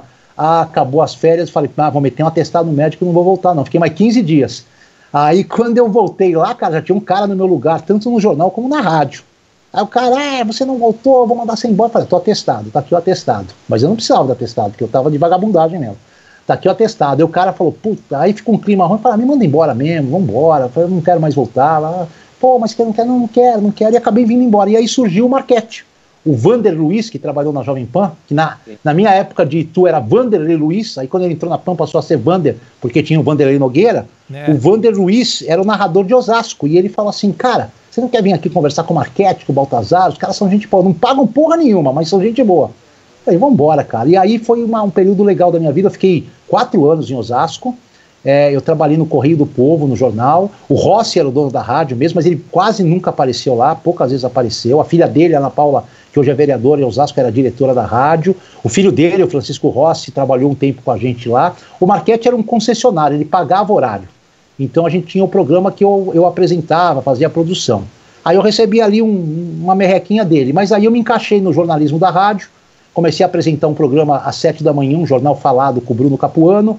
Aí à tarde, quando eu acabava o programa de esportes, eu me encaixei na discoteca, comecei a separar discos pros caras que vinham depois, e aí eu conheci muita dupla sertaneja que eu não conhecia, porque a programação da rádio era toda sertaneja praticamente, então eu conheci muita coisa sertaneja que eu não conhecia, assim, Christian Ralph, conhecia os tradicionais, Chitãozinho Chororó, Tonico Tinoco, mas não conhecia muita gente. Eu fui conhecendo ali, separando os discos.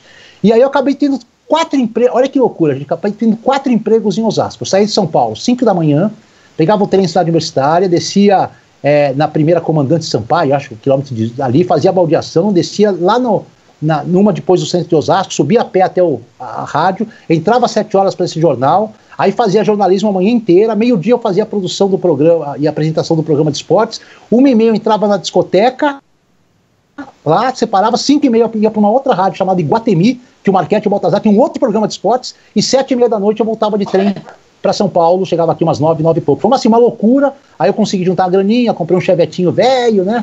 Mas daí não tinha grana para gasolina, então às vezes eu tinha que ir de trem mesmo com o chevetinho, e foi passando o tempo, cara. E foi ali que eu conheci o Capriotti, no Mundial de Vôlei Feminino, no ginásio José Liberati, em 94, Capriotti pela Band, eu pela Rádio Difusora, que o Capriotti falou, pô, Edu, você não quer ir lá em dezembro na Bandeirantes? A gente costuma fazer uns testes lá, a direção não é nada garantido, mas pelo menos você fica 30 dias lá, aprende alguma coisa.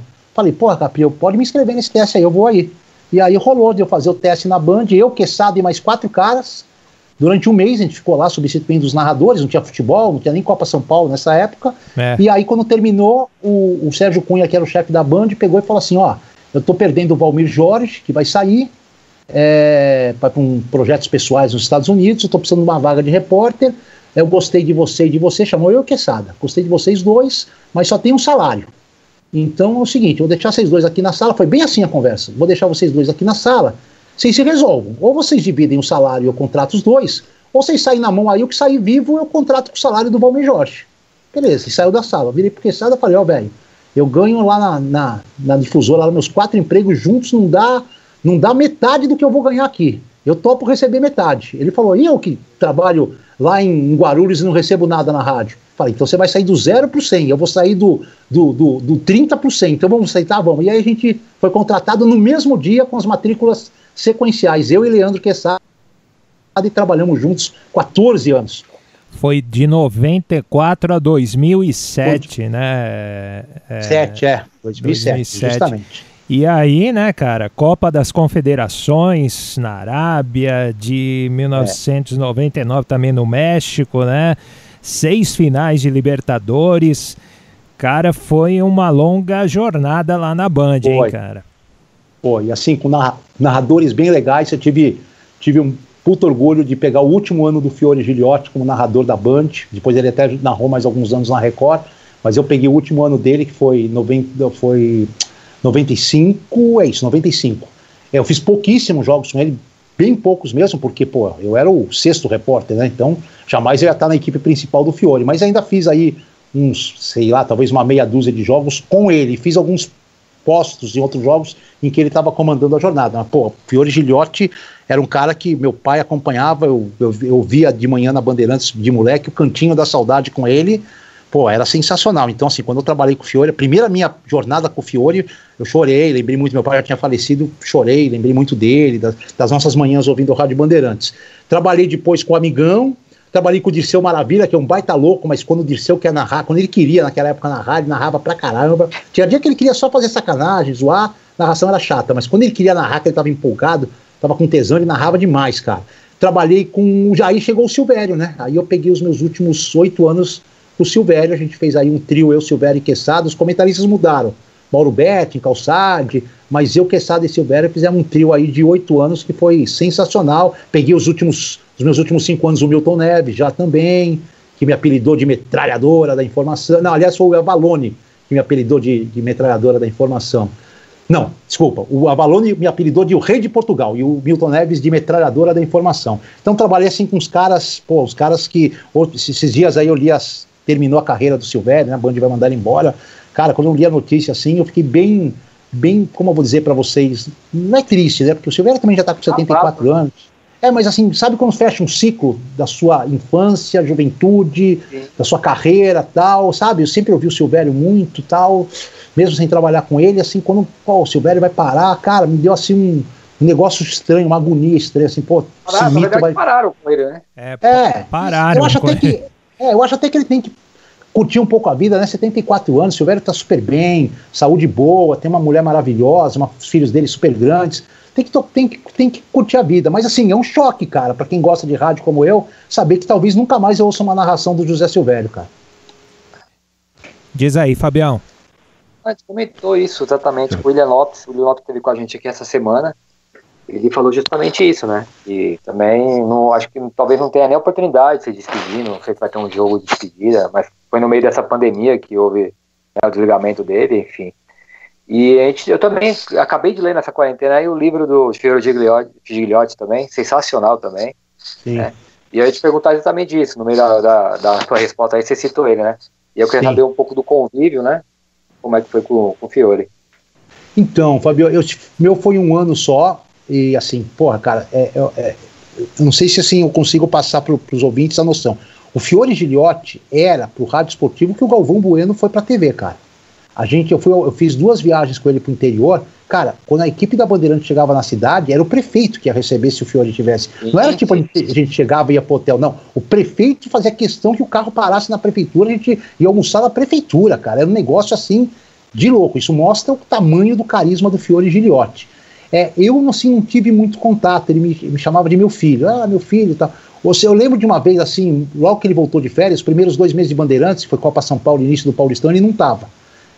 E aí ele estava de férias. Ele voltou num jogo do Corinthians já numa fase, não digo final, mas uma fase assim, o campeonato era diferente, eram mais times, mas já não era o começo do campeonato. E eu fiz um posto para ele, eu fiz um América e São Paulo em Rio Preto, e ele estava na transmissão principal, tal, e assim, a primeira vez que ele me chamou no ar, vamos a Rio Preto, informações do São Paulo, com nossa jovem promessa, Eduardo. Porra, o Fiore Gigliotti te chamando no ar, cara.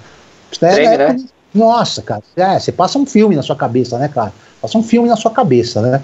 E aí um dia eu lembro de uma história, assim, uma coisa bem legal, porque um dia eu estava sentado na redação e o Fiore tinha uma salinha dele, né? E aí o Fiore me chamou, vem cá. Eu falei, nossa, o que o Fiore quer falar? Já imaginei, fiz alguma cagada, né? Primeira coisa que eu falei, fiz alguma merda, fudeu, vou tomar a dura do Fiore Gigliotti, mas tudo bem. Aí ele falou assim, eu cheguei aqui de férias, tal, fizemos um jogo já, tal, conta um pouquinho da sua história, de onde você veio, quis saber da minha história, assim, sabe? E ele era um cara que falava bem calmamente, assim, sempre com uma cara, assim, que transmitia uma simplicidade, transmitia uma calma, tudo mais. Eu contei um pouquinho da minha história pra ele, eu falo pra cacete, né, já perceberam, né? Falei a minha história e tal. E aí eu contei do meu pai, e contei, o dia que o senhor me chamou lá, lembrei do meu pai. E assim, cara, ele ficou emocionado também, e assim, esse encontro foi um encontro rápido ali, talvez uns 15 minutos, em que ele só ouviu e eu só falei, mas ele se emocionou quando eu falei do meu pai, que a gente escutava o Cantinho da Saudade, que era um programa que ele tinha assim um tesão enorme de fazer, cara, e a Bandeirantes queria tirar do ar, tudo mais. Então, cara, e aí a gente ficou ali. Não posso nem falar que eu fui amigo do Fiore, mas eu fui repórter do Fiore, cara, isso eu carrego com muito orgulho, cara. Imagino também que quando você foi trabalhar com o Silvério, deve ter tido também uma experiência bem legal, né, cara? Foi assim, o Silvério é um cara que a gente aprende a trabalhar, cara, porque assim, o Silvério, ele chegou na Bandeirantes, ele estava no auge da carreira dele, no auge, assim, foi uma negociação fodástica para a Bandeirantes tirar ele da Jovem Pan. Ele já tinha vindo uma vez, não tinha dado certo, eu não estava lá ainda, depois ele veio, a Bandeirantes conseguiu, assim, pagando valores de TV para ele ser o narrador. E eu conversava muito com o Vanderlei Nogueira, conversava muito com o Quartarolo, que eram os repórteres principais da equipe dele, mas conversava muito também com os outros repórteres, que eram mais da minha geração. Eu tenho 51, sou de uma geração intermediária entre o Vanderlei e o Quartarolo, já são uma geração acima da minha. Eu sou da geração do Calil, do Romeu César, do Quesada, do Garrafa, essa é a minha geração. Depois veio uma outra geração com o Espímpolo, com o Chene, que veio logo depois da gente. E aí eu perguntava, como é que é trabalhar? Perguntava pro Fred Júnior, pro Seródio, pro Marcelo Lima, que foi meu companheiro de CT tantos anos. O Silvério é foda, não pode errar, o Silvério corta. Os caras fizeram um terror falei, puta, que vai ser foda trabalhar com o Silvério, meu puto, né? Silvério vai ser, mas cara, assim, depois que você aprende a trabalhar, ele me cortou muitas vezes que eu estiquei a meta, tudo mais, mas assim, depois que você aprende o Silvério, você vê que é de boa, cara, é de boa, é tranquilo. Lógico, você tem que estar preparado, você tem que estar esperto, não dá pra você ficar pensando, o cara chama, você tem que entrar, porque senão você quebra o ritmo da jornada. E o Silvério é o seguinte, cara, se ele sentia que você não estava bem, ele não chamava mais, cara. Ele ia embora, porque ele estava sempre a milhão. Se ele sentia que você estava ali a 50 por hora, ele estava a 200, você sumia do jogo, cara. Ele te chamava uma vez ou outra, né? Então, eu sempre trabalhava muito com o Silvério. Assim, só para mostrar, eu viajei muito com o Silvério. Era até bom viajar com o Silvério, gente, porque olha só, a gente viajava com o Silvério, a gente dividia quarto na Bandeirantes, nunca teve quarto exclusivo. Mas como o Silvério tinha no contrato dele que ele tinha que ter quarto exclusivo, O repórter acabava ficando também com um quarto exclusivo, porque eu ia dividir o quarto com ele. Ele ficava no exclusivo, eu ficava também. Então eu adorava viajar com o Silvério. Pô. E outra coisa, o Silvério, assim, ele não gostava de ficar sozinho nas viagens, não gostava de almoçar, tomar café sozinho, nem jantar. Então ele sempre chamava, ó, vocês querem ir pra farra? Porque ele sabia que a gente ia pra farra, fora de São Paulo a gente ia pra farra, né? Ele falava assim, ó, vamos jantar comigo pelo menos. E esse pô falava assim, ó, guarda a verba pra você, eu vou pagar o jantar e tal. Pô, então o Silvério e ele era muito metódico, cara. Com avião, então, cara, pô, ele queria estar no aeroporto 4 horas antes do voo, não importa que fosse uma ponte aérea, cara. A gente tinha que estar com ele. Foi isso que eu falei, tinha que aprender a conviver com o Silvério, porque o Silvério tem suas manias também, como a gente tem. E assim, eu lembro de uma história assim, será que essa hora a gente pode contar essa história? 23? Pode, né? Aqui essa pode tudo, né? Bicho, aqui é tranquilo. A gente foi fazer a final do Campeonato Brasileiro, da Série A, em Curitiba, Atlético Paranaense e São Caetano. O Atlético foi campeão. O primeiro jogo, esse foi o primeiro jogo, o segundo foi em São Caetano, o Atlético foi campeão em São Caetano. Mas o primeiro jogo, o que aconteceu? Eu ia fazer o Atlético nos 2 jogos e o Quesada ia fazer o São Caetano. Então eu fui para Curitiba na segunda-feira. Então eu fiquei até domingo cobrindo os treinos do Atlético, flash na rádio, tudo mais. Não era assim uma final de encher os olhos, mas era o único jogo que tinha, então a gente estava dando uma cobertura legal. O Quesada chegou na sexta para fazer a chegada do São Caetano no sábado. E o Silvério chegou no sábado. Bem, na sexta, beleza, vamos só jantar, tal, no mesmo hotel. O Loredo já tinha saído, mas estava pela Sport TV fazendo também alguma coisa desse jogo. No sábado à noite, na véspera do jogo, quando o Silvério já estava lá, vamos sair, não vamos, porra, amanhã é final, é melhor a gente não sair, a gente vai beber, vai ficar mal, tal. Não, vamos sair, não, vamos dar só uma voltinha, não, só uma voltinha, não, só uma voltinha, tá bom, uma voltinha. Aí caímos lá num risca-faca monstro, cara. Mas, porra, tava uma zona, vamos ficar aqui mesmo, ficamos, cara. E aí passou. Pô, nós chegamos no hotel, cara, briacos, às 6 da manhã, o jogo era às 4 da tarde, mas briaco mesmo, né? O Loredo tava tão briacado, cara, que ele não sabia que ele não tava no nosso hotel. Porque eu falei, que hotel você tá? No de vocês. Tá bom, Nelson, vamos embora com a gente. Foi embora e chegou lá, cara, não é esse meu hotel. Eu falei, você tá louco? Qual que é o seu hotel? Não sei. Falei, então fica aqui. Cara, mas eu tenho que estar às 8 horas na porta da arena pra fazer flecha pra Sport TV. Falei, velho, vai direto daqui, mas não tenho camisa. Falei, Loredo, não dá pra te ajudar não, né? E aquela puta zona no corredor, a gente falando de madrugada, até beleza. Aí falei pro Quesada, vamos fazer o seguinte, velho, despachamos o Loredo, vamos dormir, umas 2 horinhas agora, até umas 8h30, a gente acorda, toma um café reforçado, a gente tinha que estar na concentração do Atlético e do São Caetano meio-dia para já começar a falar da concentração.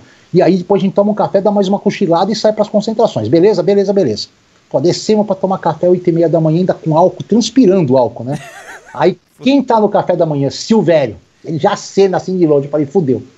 Aí sentamos na mesa, falei, Quesada, vamos falar que nós acordamos cedo e dormimos bem o caralho, o Silvério já tá aí. A gente nem tinha visto o Silvério chegar no sábado. Aí sentamos na mesa, ele, tudo bem, meninos? Tudo bem, Silvério? Pronto pro jogo hoje? Não, tudo bem, tudo anotadinho, tudo perfeito, sei tudo do Atlético, passei a semana. Quesada, não, São Caetano é comigo, sei tudo, pode chamar isso e tal. Aí ele falou assim, em que apartamento vocês estão? Aí fala 212. Então, eu queria falar para vocês que eu estou no 210, que é logo do lado. E eu escutei, desde as 5h30 da manhã até as 7, toda uma conversa de nego, cara bêbado no corredor, com o Loredo, não sei o que, o caralho e tal. Fudeu, né? Puta, foi ontem, perdeu 1 hora. Vocês chegaram 6 da manhã, então eles fizeram barulho, me acordaram. Falei, fudeu. Daí ele fala assim, não, tudo bem, a vida é de vocês. Vou chamar a primeira vez na jornada. Titubeou, rateou, errou, gaguejou, esquece, não chama mais a jornada inteira. Pergunta se nós fomos dormir depois do café da manhã. Tomamos café, ficamos malandraço pro jogo, cara. Desmontamos depois do jogo, mas ficamos espertíssimos, cara. Esse era o Silvério, cara. Meu, que história. Esse é o Silvério, né? Que ele não morreu. Esse é o Silvério. Fique esperto. Fica esperto. Tem que estar malandro. Que se ele dá a chamadinha, você vacilar 1 segundo e não entrar, ele não chama mais, cara. Cara, e nessas coberturas internacionais aí, Edu, como é que era os bastidores disso aí, cara? O que você leva numa viagem dessa aí? Como é que você se vira nesses locais, cara? Tipo Arábia Saudita, meu pai, como é que é isso aí, cara? Pra comer num lugar desse, o que você faz? Então, essa é a viagem mais louca da minha vida, né, cara? Fiquei 26 dias em Riad, na Copa das Confederações. E assim, é como você mudar de planeta. Tipo assim, você saiu daqui do Brasil, chegou em Riad, você mudou de planeta, porque é tudo muito diferente. E isso foi em 99, hoje está mais aberto, tudo mais, né? O Brasil fez um amistoso com a África do Sul no começo de dezembro, e depois de Johannesburgo foi para Riad, para a Copa das Confederações, porque naquela época a Copa das Confederações não era feita no lugar da Copa do Mundo, passou a ser depois. Era um torneio que reunia os campeões continentais, mas que não era feito, e a FIFA, querendo abrir novos horizontes, marcou para Riad. E a Rádio Bandeirantes me mandou sozinho, né? E assim era uma loucura, porque eles me deram um aparelho celular, que era o que eu entrava no ar, só que eu não ligava direto de Riad, da Arábia. Na África eu conseguia, ligava lá, 005511, caía na central e mandava pau. Mas na Arábia não havia acordo de telefonia na época com o Brasil, com a maioria dos países ocidentais. Então o que eles fizeram? Eles contrataram um plano da AT&T dos Estados Unidos, que eu tinha que ligar para a AT&T da Arábia, passar para a telefonista da AT&T o número do Brasil, e ela fazia a conexão com o Brasil. Olha como era para fazer uma ligação, para fazer uma entrada, uma matéria, lá da Arábia Saudita, né? Aí a gente foi para Joanesburgo, não foi o jogo do aviãozinho do Zagallo, foi o outro que veio depois. O Brasil ganhou também de 3-2, como aquele do aviãozinho. Aquele do aviãozinho foi o Loredo que cobriu. E aí, a Bandeirantes, querendo economizar, me colocou num voo, cara, que é uma das coisas mais bizarras do mundo, cara. Saía de Joanesburgo e ia para Bahrein, onde tem a Fórmula 1 aí, Bahrein, né? Eu ficava 6 horas... Bahrein, não era Bahrein? Bahrein. Eu ficava 6 horas no Bahrein esperando um voo que ia para Jeddah, que é a outra capital da Arábia, a capital... Riad é a capital econômica, Jeddah é a capital mesmo, onde fica o rei, onde fica tudo. Aí eu ia para Jeddah, descia em Jeddah, esperava mais 2 ou 3 horas e pegava uma ponte aérea até Riad. Esse voo, no total, entre sair do hotel que eu estava em Joanesburgo, chegar no hotel de Riad, dava 24 horas, exatamente, 24 horas, né? Todo mundo foi num voo único, eu sozinho fui nesse voo. E esse voo era da empresa da Arabian Airlines, a primeira perna do voo. Cara, e assim, já começa assim, entra no voo, primeiro que as aeromoças, todas usam a burca, né? Você só vê os olhos delas, né? E segundo que você vê muito árabe com 5 esposas no voo. E eu achava que era brincadeira, e é verdade. E eles rezaram durante o voo, cara, virados para Meca. Eles puseram os tapetes, não, é incrível, cara, eles puseram os tapetes naquelas áreas maiores onde fica o pessoal da comissaria, dos comissários, e rezaram durante o voo, cara. Eu já falei, nossa, isso vai ser uma roubada monstruosa. Você não ficou assustado, cara, de explodir o avião? Não, nem pensava nisso, nem se falava em terrorismo. Foi 2 anos depois do atentado, né? Aí, cara, e assim, eu vou falar pra vocês, uma das grandes falhas minhas como jornalista, como pessoa até, não saber falar inglês. Meu inglês é macarrônico. Eu me viro, mas é uma coisa macarrônica. Aí, quando eu cheguei em Riad, já no voo, percebi que o inglês seria fundamental e mais, e que nem todo mundo falava inglês. Quando a gente chegou em Riad, eu cheguei 3 da manhã em Riad. Cara, para pedir um táxi do aeroporto até o hotel que eu tava, foi uma briga. E nesse meio termo, quando eu parei no Bahrein, eu fiquei 6 horas... Eu desci no aeroporto do Bahrein e eu fui perguntar para a moça lá da American Airlines no meu inglês.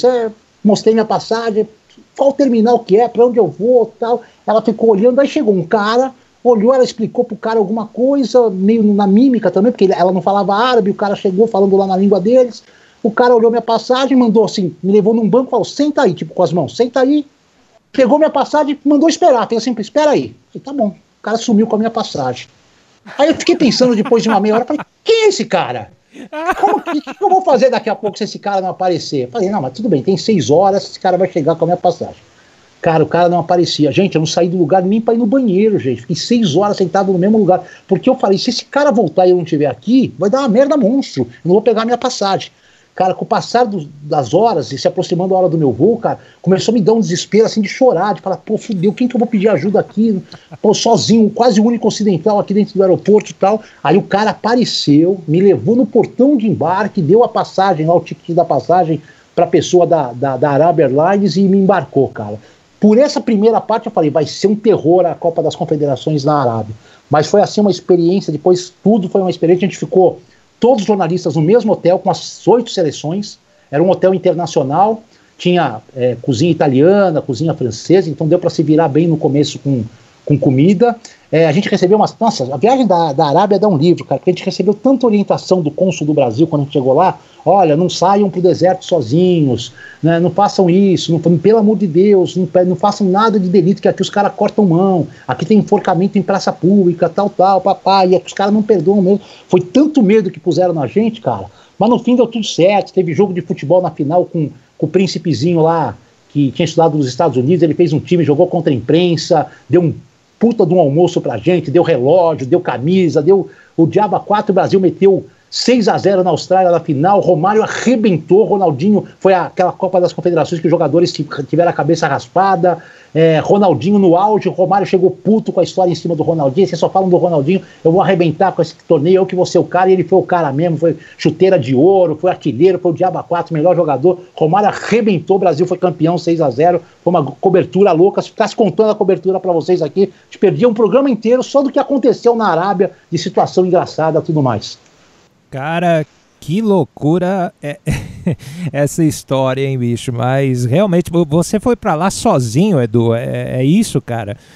Pela Bandeirantes, sim, sozinho, mas eu encontrei lá o Amigão, pela Rádio Globo de São Paulo, tinha o Marcelo Tiepo pela Gazeta Esportiva, o Aurélio Nunes pelo Diário de São Paulo, Jaecir Carvalho pela imprensa mineira, o Duarte pela Rádio Globo do Rio. A gente estava mais ou menos uns 25, 30 jornalistas. Eu não sei se era o Tomé ou se já era o Tino Marcos, o repórter da Globo que estava lá. Eu não vou lembrar. Era o Tino, né? Acho que acho que o Tomé já tinha saído. Eu fiz tanta cobertura com o Tomé, mas acho que já era o Tino. Mas assim, estavam uns 30 brasileiros lá no total. Cara, assim, uma coisa que eu trouxe de lá foi assim, uma percepção não é que é de entender, que às vezes a gente não entende muita coisa, mas, por exemplo, eu recebi o que o governo da Arábia fez? Durante a permanência das seleções lá e dos jornalistas, eles deram uma, digamos assim, afrouxada nas leis que são muito rigorosas, principalmente a chamada polícia religiosa que eles têm lá, que é uma polícia muito atuante, né? Por exemplo, o Valmir Jorge, que foi pela Transamérica, não sei se vocês conhecem o Valmir Jorge. Sim, sim. Claro. O Pretão, gente boa demais. O Pretão, ele usava um cabelo Rastafari, então. E assim, ele andava com o cabelo Rastafari em Riad, e os caras falavam, puta, se não fosse a Copa das Confederações, você não ia andar nunca com esse cabelo. Os caras te prenderam, caralho. E tanto que assim, ele saiu um dia, eu fui embora quando acabou a final. No dia da final, o meu voo estava marcado pra noite, eu fui embora junto com a seleção, no mesmo voo da seleção, inclusive.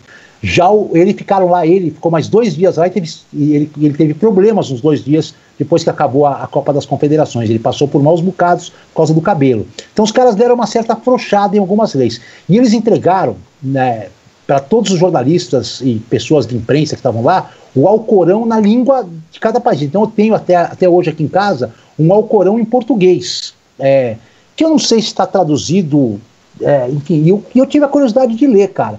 Então, assim, você lendo o Alcorão, não é que você entende algumas coisas que acontecem, mas você não julga com tanta veemência tantas coisas que acontecem. Você tem que entender como é que eles entendem, como é que eles recebem aquilo que está escrito no Alcorão. Não que no Alcorão esteja escrito alguma coisa, joga avião em prédios, mate os ocidentais. Não está escrito nada disso. Mas a gente acaba entendendo um pouco, sabe? Se reflete um pouco sobre por que acontece às vezes algumas coisas. Porque a própria Bíblia, para nós cristãos, ela tem várias interpretações. Às vezes você entende uma coisa, um outro cara entende outra. E eu acho que talvez o Alcorão passe também essa... E aí algumas pessoas de má índole aproveitam essa dúvida que fica da palavra de Alá e podem usar isso para causar esses acontecimentos terríveis que acontecem no mundo de terrorismo. Então eu procuro refletir, não que eu aprove, pelo amor de Deus, assim, só porque eu li o Alcorão em português. Sim, é verdade. É porque dá a interpretação que a cabeça de um psicopata, por exemplo, vai interpretar isso de uma maneira diferente, realmente. Bom, tá passando muito tempo aqui, a gente já alugou o Edu demais aqui, hein, Fabião? Passou da hora, né, mas dava pra fazer um programa de 4, 5 horas, tá aí tranquilo e ia faltar tempo ainda, pode ter certeza. As histórias do Edu aí, na verdade o que a gente promove aqui, né, com esse programa é exatamente isso, né? Não vai falar da paralisação, se o futebol vai voltar ou não, o que o Corinthians vai contratar, redução de salário. Acho que todo mundo já tem onde buscar essas informações. A nossa ideia mesmo é esse bate-papo informal, descontraído, com regada rock and roll. Isso que é o mais legal. Eu acho que o Edu, participou dessa maneira, soube que participar dessa maneira seria a ideia do programa, né? Ah, legal, cara, legal. Assim, eu sou bem contente de estar participando. Pena que tocaram poucas músicas, mas é que eu falo muito, sou um tagarela mesmo. Eu, quando começo, eu vou, não tem um ponto final, cara. É mal de repórter, cara. Curioso e falante. Mas, pô, tá sendo uma experiência, assim, que vocês podem tocar, eu tô sossegado. Até a hora que precisar, nós estamos aí, cara. Não tem problema, nós vamos fazer o seguinte, nós vamos tocar mais uma música e a gente volta para se despedir. E aí tocamos mais uma para encerrar. Que tal? Hã? Fechado. E então, por que Scorpions, hein? Hã? Então, por alguns motivos. Na mesma época do disco que a gente citou do Van Halen, o Scorpions lançou um LP, vocês vão lembrar, de capa preta e branca. Eu não vou saber o nome do LP. E eu comprei esse LP. E tinha a balada lá, que fez sucesso. Still Loving You, Isso, essa aí. Mas tinha a música que eu escolhi, que eu acho uma das fantásticas. Tinha Rock Like a Hurricane também, que foi o puta som dos caras. E eu meio que, puta, Scorpion, pô, uma banda alemã, cara. Pô, banda alemã, que puta sonzeira que os caras fazem. E aí eu fui ver o Scorpions no Canindé, cara. Fui ver o Scorpions no Canindé, há mais ou menos uns 10, 15 anos, vou lembrar a data. Cara, e aí, cara, Scorpions é tão bom ao vivo como nos discos, cara, nos CDs, cara. E aí eu gosto muito, cara, E como eu queria ajeitar, colocar a coisa, eu peguei Big City Nights, que essa música aí é um outro canhão, né, cara? Essa é outra também que acorda o cara de qualquer jeito. O cara pode estar no zen, preparando pra dormir, mas escuta um som desse e o cara se liga. É demais. Rock and Gel. Rock and Gel aqui pela Master Sport, uma jogada de mestre. Comigo, Alex Ricardo, também o nosso querido Fábio Pereira. E hoje com o Eduardo Afonso aqui conosco. Belo som, hein, Edu? Pô, essa música aí entra pela sola do sapato, cara. Eu gosto, né? Guitarras, bateria, o cara cantando lá em cima. Não sei se vai dar tempo da última aí, a saideira, depois que você se despedir. Acho que é o Def Leppard, né? Def Leppard. Que eu pedi o Def Leppard, até já vou adiantar, que sei que você vai me perguntar. O Def Leppard não é uma banda assim que eu curto todas as músicas. Pelo contrário, uma outra música. Mas essa música, sabe aquela música assim que você gosta de graça? Você fala assim, pô, eu gosto desse som. Esse som me traz uma vibração legal, tal. É essa música que eu escolhi, essa música porque não é a banda que eu gosto. Eu até gosto da banda, a história dos caras é legal.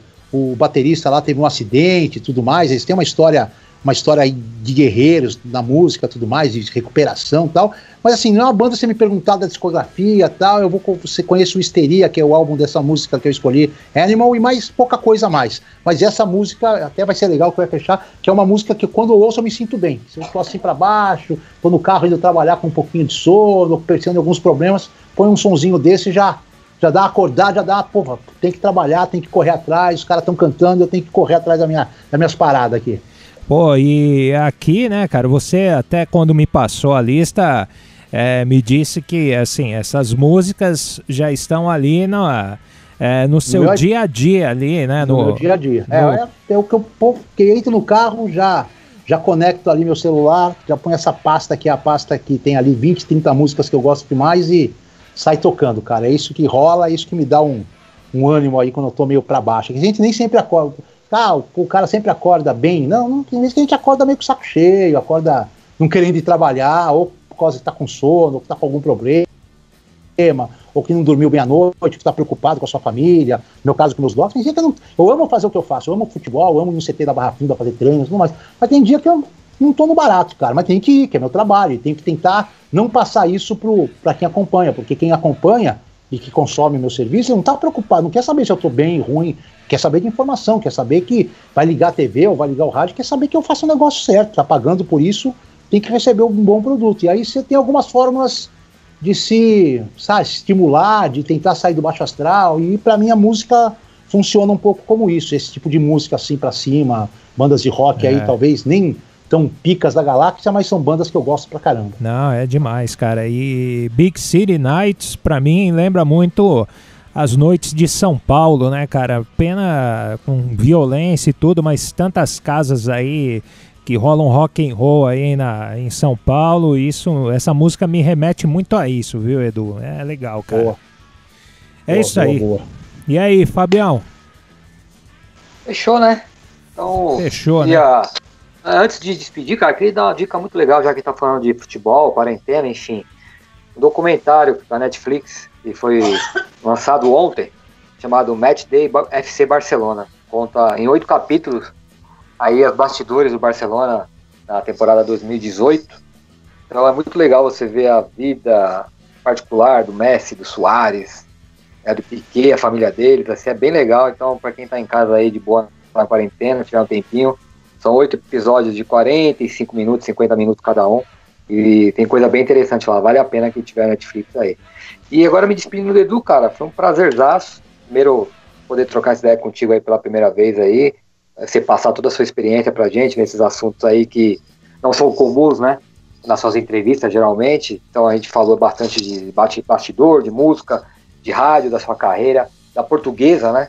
Então é muito legal, obrigado por participar com a gente. Não sei como você aceita um negócio desse aí, que é um absurdo de participar de um programa desse com a gente. Brincadeira, mas enfim, obrigado mesmo, sucesso na sua carreira e parabéns, eu sou seu fã, viu? Obrigado.